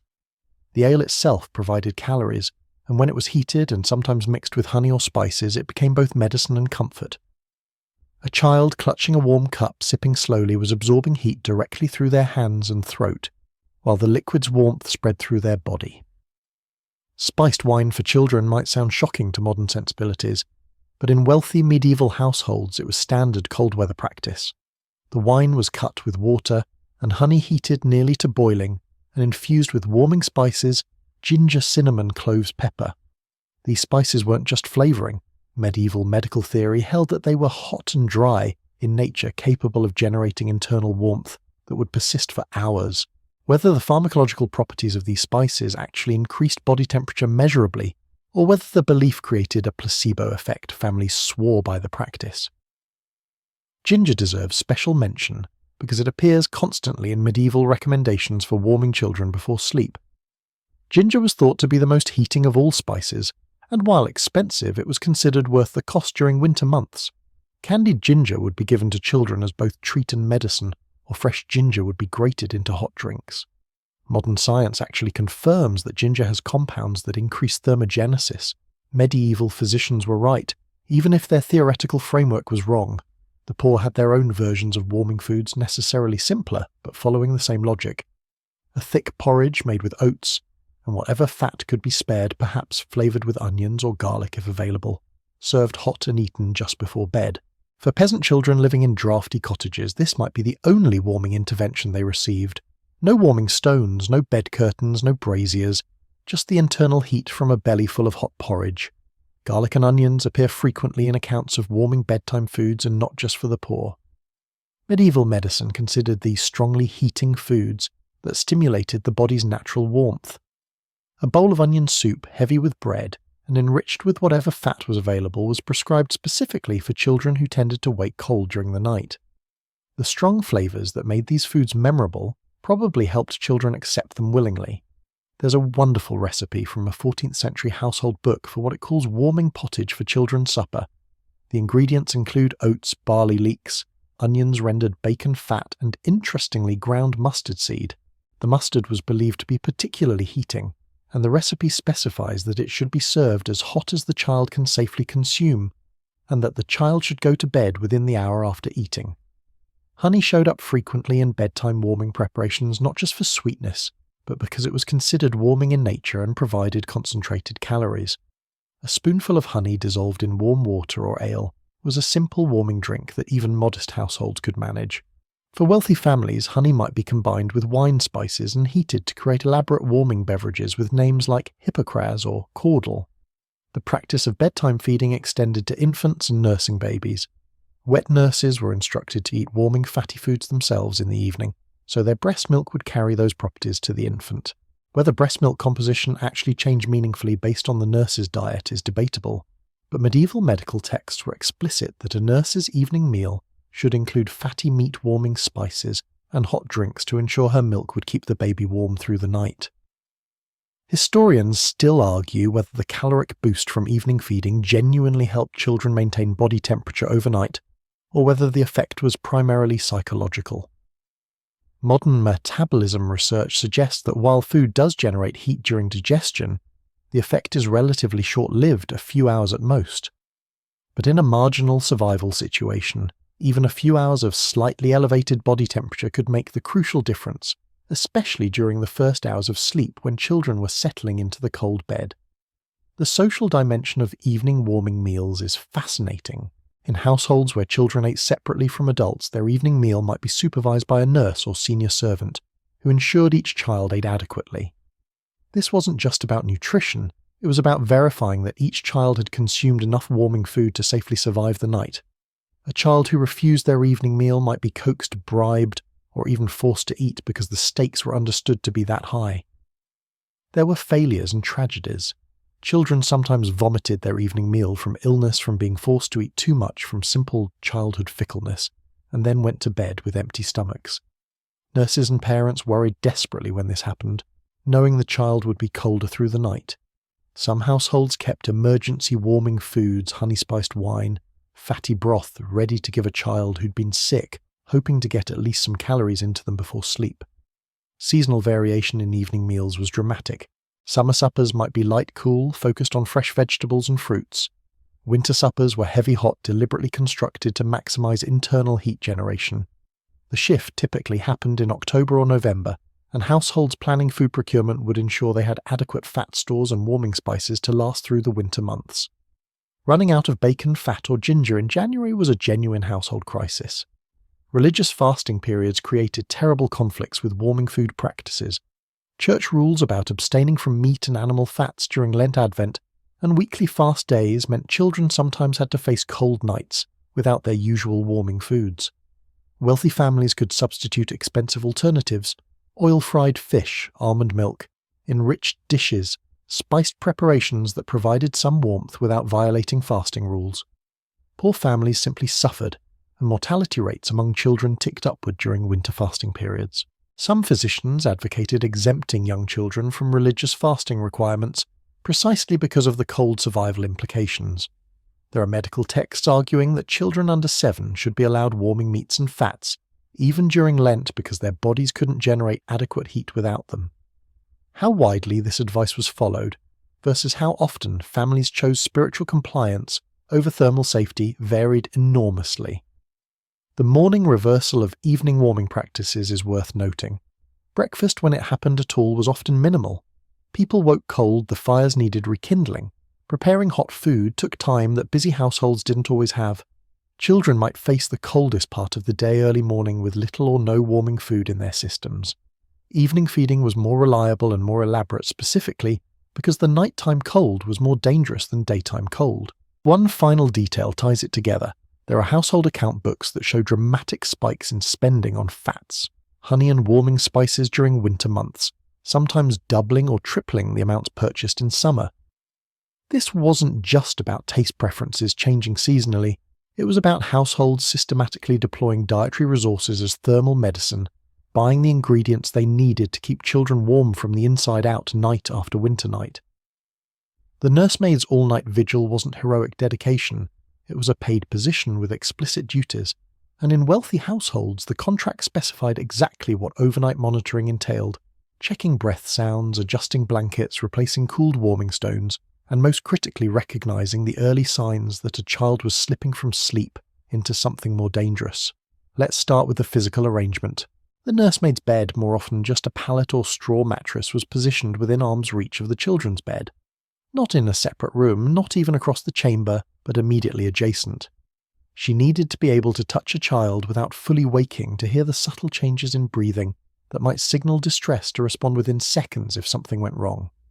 This proximity was contractually specified in employment agreements for noble households. The overnight schedule was brutal.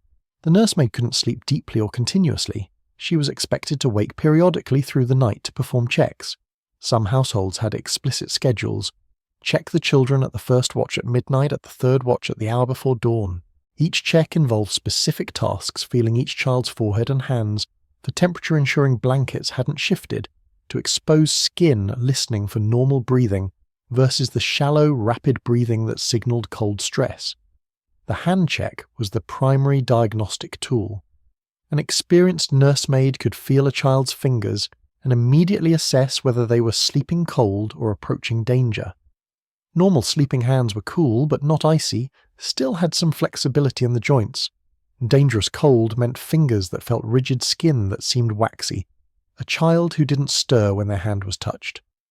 This assessment took seconds and required no light, no equipment, just practice tactile knowledge. Breathing monitoring was equally critical. A sleeping child's breathing should be regular, relatively deep audible, but not laboured. Breath that became shallow and rapid, the body trying to generate more heat through increased metabolism, was a warning sign. Breath that slowed dramatically could mean the child's core temperature was dropping to dangerous levels, their metabolism slowing as hypothermia set in. The nursemaid listened in the darkness, counting breaths, comparing what she heard to her internalized baseline of normal sleeping respiration. When a nursemaid identified a child sleeping too cold, she had a graduated response protocol. First intervention: add another blanket, tuck the existing ones, more tightly ensure no drafts were reaching the child. If the child was sharing the bed with siblings, she might rearrange the sleeping positions to put the cold child in the center, surrounded by more body heat.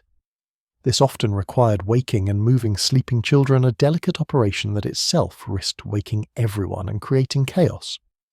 Second intervention: if the first didn't work, warming stones.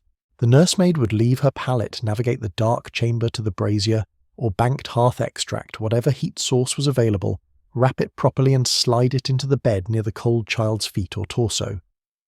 This required leaving the children unmonitored. while she prepared the warming intervention, a calculated risk but necessary. Third intervention for seriously cold children: direct body contact. The nursemaid would climb into the bed herself, positioning her adult body against the cold child using her own metabolic heat to warm them. This was expected in her employment duties, not a special act of kindness. Her body was another tool in the thermal management toolkit to be deployed when needed. She might spend hours pressed against a cold child unable to sleep herself, monitoring their breathing and temperature until they stabilized. Historians still argue whether nursemaids in poorer households maintained the same vigilance as those in noble families. The answer is probably mixed. A paid nursemaid had contractual obligations and faced consequences for failing them, while a family member serving the nursemaid role might be equally vigilant from love, but also more exhausted from daytime labour and less able to maintain overnight watches. The nursemaid needed light sources for nighttime checks, but candles were expensive and dangerous. A single candle might burn for hours, but the cost added up over winter months of nightly vigils. Some households provided the nursemaid with a small oil lamp or a rushlight, basically a reed soaked in fat that burned dimly but inexpensively. The nursemaid would light her source briefly to perform a visual check of the children, then extinguish it to save resources. Most checks happened by touch alone in complete darkness. The emotional toll on nursemaids was rarely documented, but must have been crushing. Imagine spending every winter night for years in a state of semi-wakefulness, responsible for keeping vulnerable children alive, knowing that any lapse in attention could result in a death you'd be blamed for. Some nursemaids lasted decades in these positions. Others broke under the strain and had to be replaced. The turnover in nursemaid positions during winter months was notably higher than in summer. Training for nursemaids included explicit instruction in recognizing dangerous cold in children. Experienced nursemaids taught new ones. These are the signs of a child sleeping safely, cold versus dangerously cold. This is how hands should feel. This is what breathing should sound like. This is when you intervene versus when you let them sleep. This knowledge transfer happened informally woman to woman, but it was systematic enough that consistent practices emerged across different households and regions. Some nursemaids developed reputations as particularly skilled at keeping children alive through winter. These women commanded higher wages and were sought after by multiple families. There are employment contracts that specify premium payment for nursemaids who'd successfully maintained children through multiple winters without loss. Their track record was worth real money, because the skills were genuine and the stakes were life and death. The nursemaid's vigilance extended beyond just thermal monitoring. She also watched for illness for bedwetting that could create dangerous dampness for nightmares, or distress that might cause a child to kick off blankets and expose themselves to cold. She was a comprehensive overnight child safety system compressed into a single exhausted woman who rarely got a full night's sleep between October and April. There's a household account book from 1372 that includes a bonus payment to a nursemaid for her especial care during the Great Freeze when she kept the children warm through 6 nights of bitter cold without sleeping herself. This wasn't poetic exaggeration. It was literal recognition that the woman had stayed awake for 6 consecutive nights, performing continuous thermal management because the cold was so severe that even brief lapses in attention were too dangerous. The physical costs to nursemaids included chronic exhaustion, sleep deprivation effects, and the musculoskeletal problems that came from sleeping on thin pallets and climbing in and out of beds multiple times per night. Some developed chronic back pain, joint problems, and the kind of grinding fatigue that never fully resolved even in summer. The job aged women prematurely. Yet the position was considered desirable in some ways: steady employment, indoor work, regular meals, and relatively high status among household servants. A nursemaid to a noble family's children had security and respectability that many working-class women couldn't access otherwise. The overnight vigilance was the price paid for those benefits, and many women made that bargain willingly. The relationship between nursemaids and the children in their care often became deeply affectionate despite the transactional nature of the employment. A woman who'd spent thousands of hours monitoring a child's breathing, warming their cold hands, climbing into bed to share body heat with them, she developed genuine attachment. And children imprinted on their nursemaids as secondary caregivers, sometimes maintaining those relationships into adulthood. There are letters from adult nobles to their childhood nursemaids written decades after the fact, expressing gratitude for the care received. Some nobles provided pensions to retired nursemaids or gave them housing on estate lands. This wasn't pure sentiment, it was recognition that these women had performed life-saving work night after night, winter after winter, and deserved support in their old age.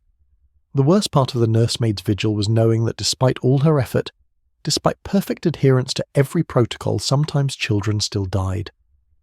The cold was relentless and implacable, and it occasionally defeated every intervention. A nursemaid might wake to find a child she'd checked just 2 hours earlier now, still and cold dead from some catastrophic thermal event that happened too fast for any response to save them. The trauma of discovering a dead child in your care must have been devastating, compounded by the knowledge that you'd be questioned, possibly blamed your professional reputation, damaged even if you'd done everything correctly. Some nursemaids carried protective amulets, or said specific prayers through their overnight vigils, combining practical thermal management with spiritual insurance. If the cold was an enemy too powerful for human effort alone, then supernatural assistance seemed worth invoking. Whether these practices provided psychological comfort or were genuinely believed to be effective, they were widespread enough to appear in descriptions of nursemaid duties. One final image, it's 3 a.m. in February. The nursemaid wakes on her pallet, shivers in the profound cold of the chamber, and begins her check. She feels the first child's hands, cool but acceptable.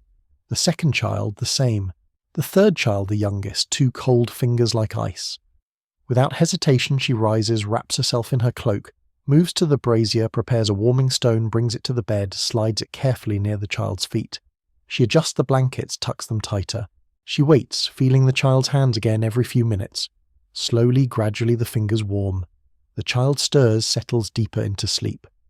The nursemaid returns to her pallet, lies down and dozes lightly until the next check in 2 hours. This was her night. Every night. All winter long. Frost inside the windows, this wasn't poetic imagery or occasional occurrence. In the coldest months, ice formed regularly on the interior surfaces of medieval chambers, and children woke to a world transformed into crystalline beauty that could kill them if they weren't careful. The physics was simple. Moisture from breathing, from bodies, from any dampness in the room would condense on the coldest surfaces. The shutters, the walls near windows, sometimes even the bed curtains themselves, and freeze solid. Picture waking as a 6-year-old in a castle chamber in January. Your breath is visible, that's normal, expected, unremarkable.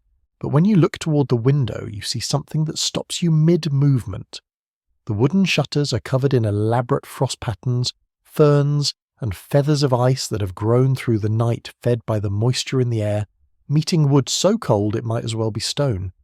The patterns are intricate, delicate, mesmerizing, and they're on the inside of the room. This interior frost wasn't a sign of poor construction or unusual cold. It happened in well-built castles in properly maintained chambers whenever the outside temperature dropped low enough.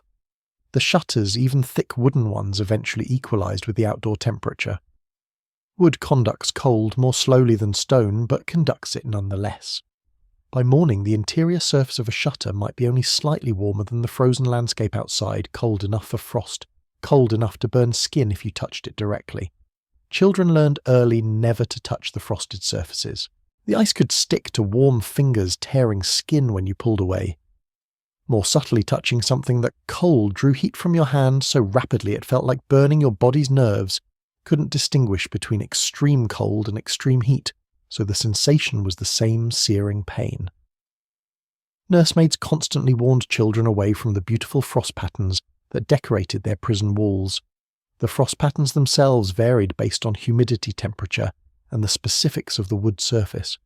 Some mornings brought thick white accumulations almost like indoor snow. Other times the frost was thinner, more delicate, creating those fern-like patterns that seemed almost alive. Medieval people had no scientific understanding of why frost formed these shapes, but they observed them constantly, and the patterns became part of the visual vocabulary of winter childhood. Historians still argue whether the prevalence of frost motifs in medieval art and decoration, those fern-like patterns in manuscript margins, the icy tracery in architectural details was influenced by the frost patterns children and artists saw inside their own chambers every winter morning. The connection seems plausible. These weren't exotic phenomena that required special observation. They were literally decorating your bedroom walls for months every year. The frost created real dangers beyond just the risk of touching it. As the chamber warmed slightly during the day from weak winter sun, from a brazier being lit from the presence of people, the frost melted. That water had to go somewhere. It dripped down the shutters, pooled on the floor below windows, soaked into any textiles nearby. Wooden floors could rot from repeated freeze-thaw cycles. Stone floors became dangerously slippery. The constant dampness promoted mold growth and contributed to the perpetually musty smell of medieval interiors. Children's breath contributed significantly to the moisture that became frost. A sleeping chamber with 4 children and a nursemaid had 5 people breathing all night, exhaling warm, moist air that rose toward the ceiling and drifted toward the coldest surfaces. Some of that moisture condensed on the underside of bed curtains. You'd wake to find the interior fabric's surface damp or even lightly frosted. More condensed on walls, shutters, any exposed metal like door hinges or trunk hasps. The blankets themselves sometimes accumulated frost around their edges, where they extended beyond the bed curtains and into the colder chamber air. A child who'd kicked blankets partly off during the night might wake to find the exposed portion stiff with frost, while the part that stayed inside the curtained bed space remained pliable. This created a tangible boundary between the protected microclimate inside the bed and the hostile environment just inches away. Some mornings the frost was so thick on shutters that it blocked the light when the shutters were opened. Servants would have to scrape the ice away from the inside before the shutters could be pushed outward, a miserable task with freezing hands working at frozen wood. The ice came off in chunks and shards that children sometimes collected, playing with them briefly before the ice melted, or their fingers went numb from contact with it. The aesthetic dimension is worth lingering on because it shows up in medieval writing and art. People found the frost beautiful, even as they understood it as a marker of danger. There are descriptions in letters and chronicles of frost patterns that seem almost reverential. The chamber dressed in winter's finery, ice flowers blooming on the shutters, crystalline gardens growing in the night. This wasn't denial or romanticism. It was humans finding beauty in the conditions they had to endure, because what else could they do? Children sometimes traced the frost patterns with their fingers, carefully without pressing hard enough to contact the cold wood beneath, creating temporary drawings in the ice. This was dangerous play that nursemaids discouraged, but children being children, they did it anyway. The frost was right there, constantly visible, endlessly varied in its patterns. The temptation to interact with it was powerful. Religious interpretation of the frost was inevitable in a deeply Christian culture. Some saw the patterns as evidence of divine artistry, God painting the chambers with his creative power. Others interpreted severe frost as punishment or warning. Still others simply accepted it as part of the natural order that God had established, neither particularly meaningful nor demanding interpretation. But everyone noticed it, everyone lived with it, and everyone incorporated it into their understanding of winter existence. The contrast between the frost-covered window area and the rest of the chamber created a psychological dividing line. The zone near the window was enemy territory, visibly marked by ice, as the place where the outside cold had penetrated deepest into the interior space. Children learned to avoid that area, to route their movements around it, to treat it as contaminated by winter. The far side of the chamber near the hearth, or brazier if there was one, was safe territory. The room had geography dictated by temperature. Melting frost in the morning created one of the day's first activities for servants. They'd open the shutters carefully, trying not to knock loose the accumulated ice all at once. They'd place cloths or rushes on the floor below to absorb meltwater. They'd try to air the chamber enough to reduce humidity for the next night without letting in so much cold air that it negated the purpose. It was a delicate operation requiring experience and judgment. Some households had the practice of leaving small dishes of water near windows deliberately on the theory that the water would freeze and absorb the moisture that would otherwise become frost on the shutters. This actually works to some degree. The water in the dishes would freeze solid, representing moisture that didn't condense elsewhere. Of course, you then had dishes of ice sitting in your chamber, which created their own issues, but medieval household management was all about choosing which problems to accept in exchange for mitigating others. The frost was at its thickest and most elaborate in the pre-dawn hours, the coldest part of the night, after hours of moisture accumulation. This meant children typically saw the frost at its most impressive, when they first woke in the darkness before dawn. Imagine being 5 years old, waking in near total darkness, and as your eyes adjusted, seeing the faint gleam of frost catching whatever minimal light existed, maybe moonlight through cracks in the shutters, Maybe the dying glow of a brazier. It must have seemed magical and terrifying in equal measure. Medieval medical theory had concerns about frost and vapours. Some physicians believed that the cold vapours that rose from frost as it melted were harmful to breathe, particularly for children. They recommended that chambers be warmed before melting frost was allowed, so the vapours would be less concentrated. Whether this had any medical validity is doubtful, but it affected household practices. Servants would light braziers before opening frosted shutters, trying to pre-warm the air. The sound of frost was subtle but distinct. When shutters were opened and the frost began to melt from temperature change, it made tiny cracking, tinkling sounds, almost musical. Children who grew up with this sound heard it every winter morning and probably associated it with the transition from night to day, from the protected darkness of the bed to the beginning of daytime activities. One detail that brings it all into perspective: there are medieval household inventories that list frost scrapers among the tools stored for winter use. These were simple implements, usually wooden or bone rather than metal. Metal would conduct cold and be unpleasant to hold, designed specifically for removing frost from interior surfaces. The fact that specialized tools existed for this task tells you how regular and problematic interior frost was common enough to justify having dedicated equipment serious enough that someone invented and refined tools to deal with it. The psychological impact of growing up in a world where winter came inside, where the barrier between interior and exterior was permeable to cold, if not to wind and snow, is hard for modern people to grasp. We expect our indoor spaces to be fundamentally different from outdoors. Medieval children had no such expectation. Inside was better than outside, drier, less windy, with some possibility of warmth, but inside was still winter. The frost on the shutters reminded them of that every morning. The segmented sleep solution wasn't a quaint medieval custom, it was a physiological adaptation that modern sleep science is only recently rediscovering, and for children in freezing chambers, this biphasic pattern served critical thermal management purposes that continuous sleep couldn't have achieved. Medieval people didn't sleep through the night the way we try to.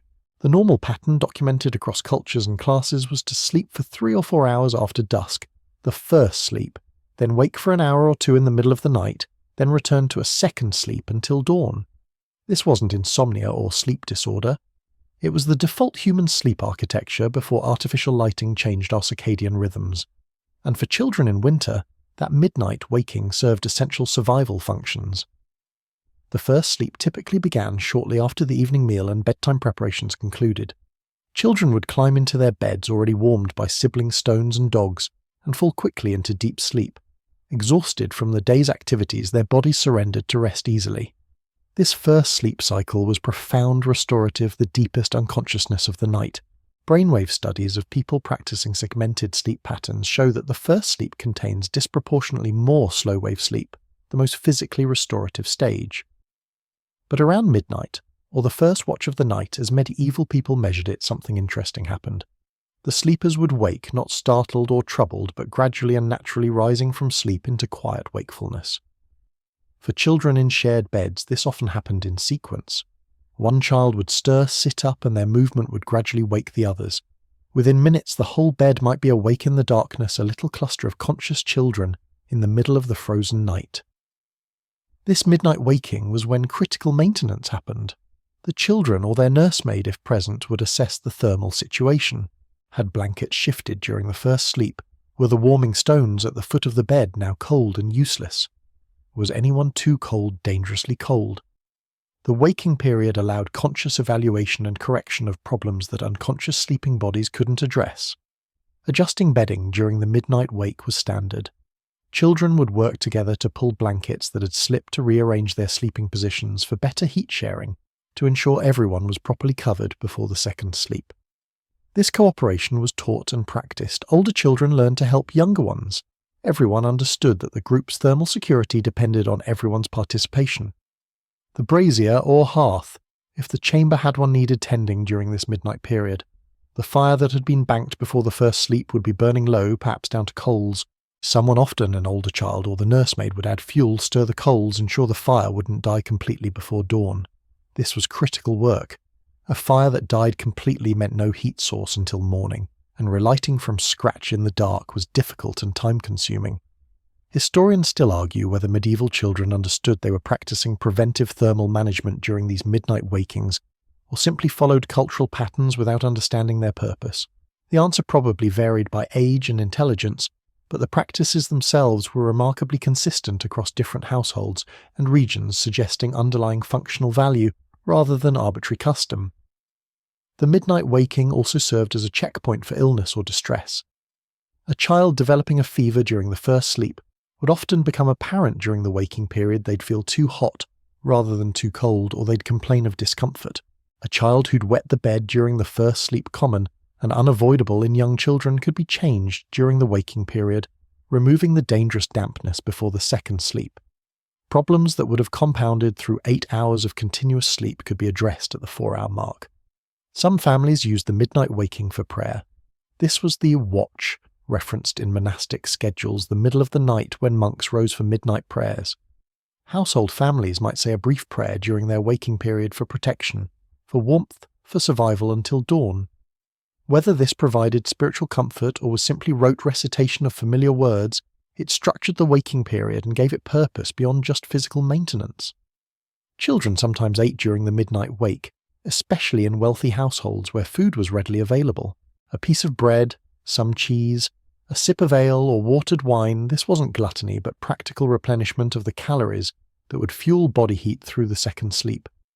The metabolic warming effect of digesting food, even a small amount, could make meaningful difference for the coldest hours before dawn. The social dimension of the midnight waking is fascinating. In the darkness, unable to see clearly, children would talk quietly about the day past, about dreams from the first sleep, about nothing in particular. Bonds formed during these midnight conversations that might not have developed during busy daylight hours. Siblings shared confidences, fears, hopes, in the intimate darkness of the waking period.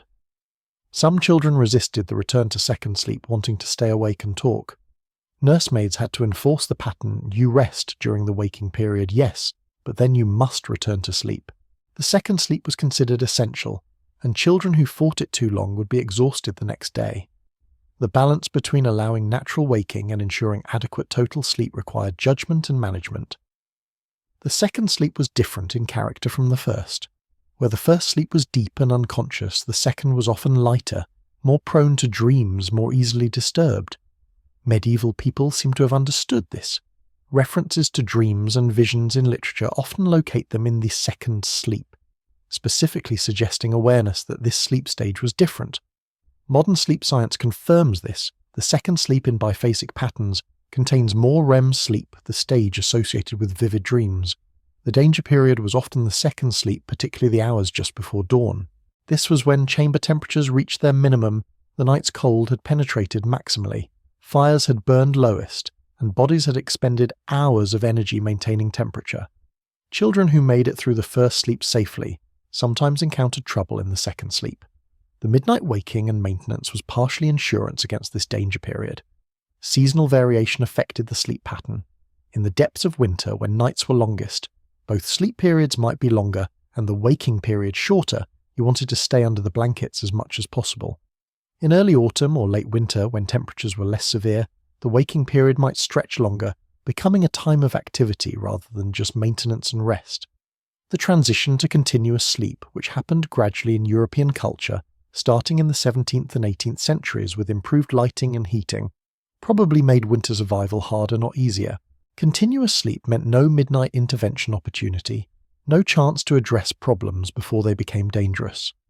Some scholars suggest that increased winter mortality, in later centuries even as general living standards improved, might partly reflect the loss of this adaptive sleep pattern. Medieval adults practiced segmented sleep as reliably as children, and the household rhythm reflected it. Servants would be awake during the midnight period, moving quietly through the castle, checking fires, doing light tasks. The castle never fully slept. There was always someone awake during the waking period, which served security purposes alongside thermal ones. A castle under siege or facing threats couldn't afford everyone sleeping simultaneously anyway. Children growing up with this pattern found continuous sleep unnatural when they encountered it. There are accounts of medieval people visiting warmer climates or staying in heated monastic guest quarters and finding the expectation of sleeping through the night strange and difficult. Their bodies expected the midnight waking their minds, anticipated that period of quiet consciousness between two sleeps. The midnight waking also served as a natural toilet break. Chamber pots would be used during this period, preventing the need to wake from deep sleep later with a full bladder, which itself was dangerous. Leaving the warm bed to urinate in a freezing chamber was uncomfortable and risky. This practical function is rarely discussed in genteel historical sources, but was certainly part of the pattern's utility. One detail that brings the practice alive: there are medieval prayers specifically written for the midnight waking. These weren't the same prayers said at bedtime or upon rising. They were distinct, crafted for that particular moment of night consciousness. The existence of specialized prayers for this moment suggests how deeply embedded the practice was in cultural and religious life. The midnight waking was important enough to have its own liturgical recognition. Training children in proper second sleep discipline was serious business. Young children would sometimes become fully awake during the midnight period and resist returning to sleep, wanting to play or talk. Nursemaids and parents had to teach that the waking period was brief, purposeful, not an invitation to nighttime entertainment. The child who couldn't master returning to second sleep was a child who'd be exhausted, ineffective, potentially more vulnerable to illness from inadequate rest. The segmented sleep pattern meant that sleeping through the night, as we understand it, 8 continuous hours of unconsciousness, simply didn't exist for medieval children. Their night was punctuated, divided a rhythm of sleep-wake-sleep that matched the rhythms of fire-tending temperature management and the human body's natural patterns, before industrial time discipline reshaped our relationship with darkness. When children didn't wake, this is the section we've been moving toward, the one that hovers over every other detail we've discussed, the shadow that made all those thermal interventions desperately necessary, rather than merely prudent. Medieval families knew with the intimate knowledge born of repeated loss that some mornings brought silence instead of stirring, stillness instead of breath. The discovery typically happened at dawn or during the midnight waking. A nursemaid performing her check would reach for a child's hand and find it not just cold, but rigidly cold, lifeless cold. Or siblings waking together would realize that one of them hadn't stirred, wasn't breathing, lay with an unnatural stillness that even young children could recognize as different from sleep. The moment of realization, the transition from sleeping to dead, was probably the worst experience of medieval childhood, repeated in countless households season after season. Medieval people had terminology that distinguished between sleeping cold and being dead from cold, though the line could be terrifyingly unclear. Sleeping cold meant the child was cool to touch, but still alive, breathing shallowly, perhaps skin pale and concerning but responsive if stimulated. This child could be warmed, revived, saved. Cold sleep, or winter death, meant the child had crossed the threshold into genuine death. No breath, no response body temperature equalizing with the chamber air. The diagnostic challenge was real, because hypothermia can create a state that mimics death. Medieval people didn't have medical instruments to distinguish between extremely slowed vital signs and no vital signs. A child in severe hypothermia might have breathing so shallow as to be undetectable, a pulse so weak as to be unfindable. The folk wisdom was not dead until warm and dead. You couldn't pronounce a cold child dead until you'd thoroughly warmed them, and they still showed no life. This sometimes led to desperate warming attempts on children who were genuinely deceased, and occasionally to miracles where a child thought dead revived when warmed. There are documented cases chronicled because they were remarkable enough to record of children found apparently dead in the morning, who revived when placed near fires and aggressively warmed. These weren't resurrections, but recoveries from profound hypothermia, their bodies having entered a state of such extreme metabolic slowdown that they appeared lifeless. The fact that these cases were noteworthy enough to chronicle suggests they were exceptional. Most children found cold and still in the morning were genuinely dead and stayed that way. Historians still argue about the actual mortality rates for winter deaths in medieval childhood. Precise statistics don't exist because record-keeping was inconsistent and child deaths were often underreported. Scholarly estimates suggest that in harsh winters, perhaps 5 to 10% of children under 5 died from cold-related causes, hypothermia, or cold-induced vulnerability to infection.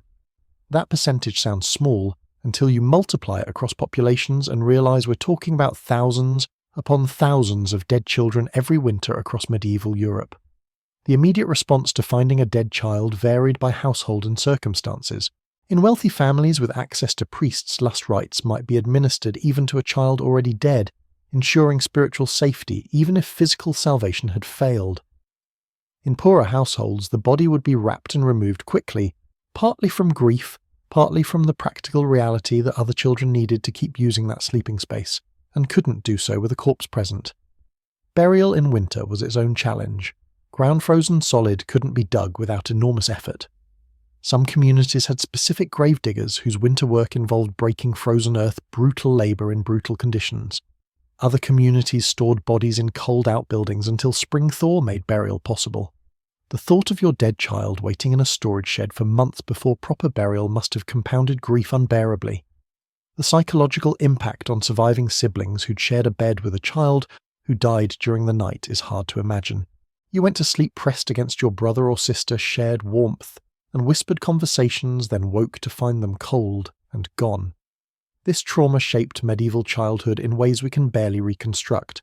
Some children developed terror of sleep-fought bedtime, desperately had to be forced into the bed they now associated with death. Medieval culture had practices for processing this grief that feel alien to us. The dead child might be laid out in the same chamber where they'd slept sometimes, on the same bed for a viewing period before burial. Living siblings would see the body touch it, participate in mourning rituals that we might consider traumatizing, but which medieval people believed helped accept the reality of death. Everyone lived so close to death that shielding children from it wasn't possible, or particularly desirable. They needed to understand mortality because it would keep touching their lives.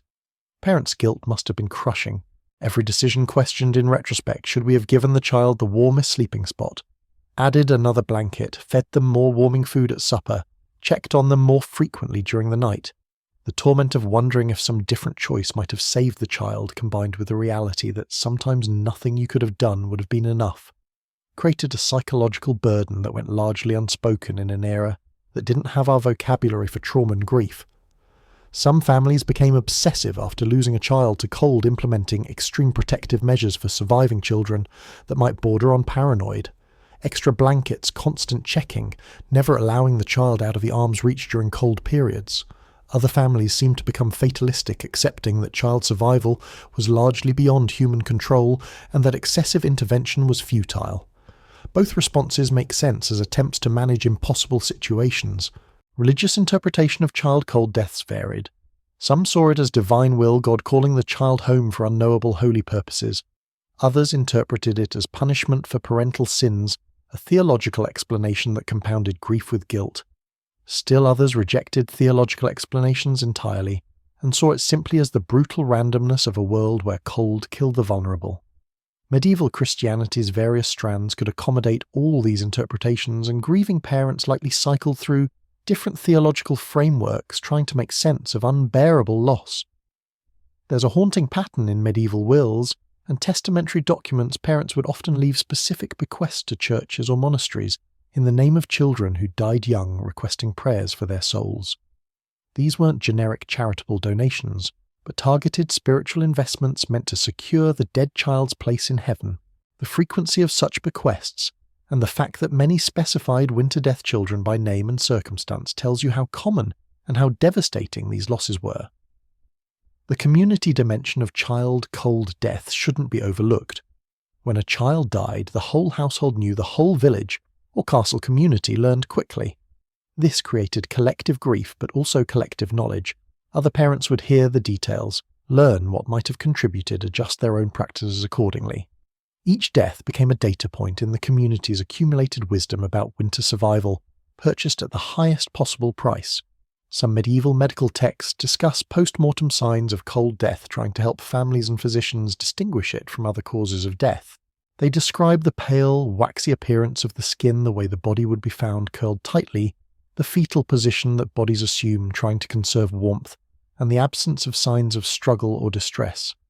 Cold death, when it came, often came quietly, the child simply failing to wake from a sleep that deepened imperceptibly into death. Preventing these deaths was the entire reason for every practice we've discussed: the warming stones, the bed curtains, the communal sleeping, the dogs and cats, the evening warming foods, the nursemaid's vigil, the segmented sleep with its midnight checks.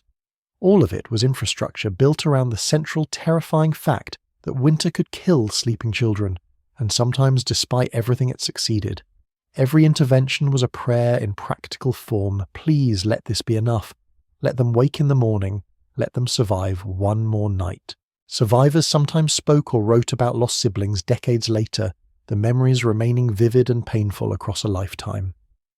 There's a letter from a nobleman in his 50s written around 1390, mentioning his sister who died when he was 7 and she was 5, taken by the winter cold despite all my mother's efforts. The fact that he remembered it so specifically so many decades later tells you about the psychological imprint these deaths left on those who witnessed them. The statistical reality was that most children survived. The majority woke every morning through every winter cold and miserable perhaps, but alive. But the minority who didn't, who became those silent still forms discovered at dawn, shaped the entire culture of medieval childhood. Every practice, every precaution, every obsessive detail of thermal management existed because of the children who'd been lost and the desperate hope that better measures might save the next one. The night outside grows quiet. The story reaches its end, and maybe, just maybe, you have a new appreciation for the simple miracle of waking warm, safe in a world where survival through the night isn't something you have to fight for, where morning light brings comfort rather than relief, routine rather than gratitude.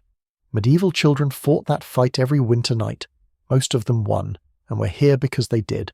So let that settle over you now. The weight of all those winters, all those children, all those mornings when light returned and found them still breathing. It's a heavy history, yes, but also a triumphant one in its way. They persisted, they adapted, they survived. And you, wherever you are right now, in whatever comfort you possess, you're warm enough, safe enough, secure enough to spend these hours listening to a story about people who weren't. That's progress earned across centuries of incremental improvement, each generation making the next slightly safer. Let your breathing slow. Let the story settle into memory, where it will live alongside everything else you carry. The medieval children are long gone, their bones turn to dust, but their struggle and their triumph echo forward through time to reach us here tonight in this quiet moment. Sleep well, sleep warm. Wake grateful for the morning light that asks nothing of you but consciousness, that carries no test of survival, that simply arrives as it always does, inevitable, ordinary, miraculous. The story ends here. See you in the next video. Good night.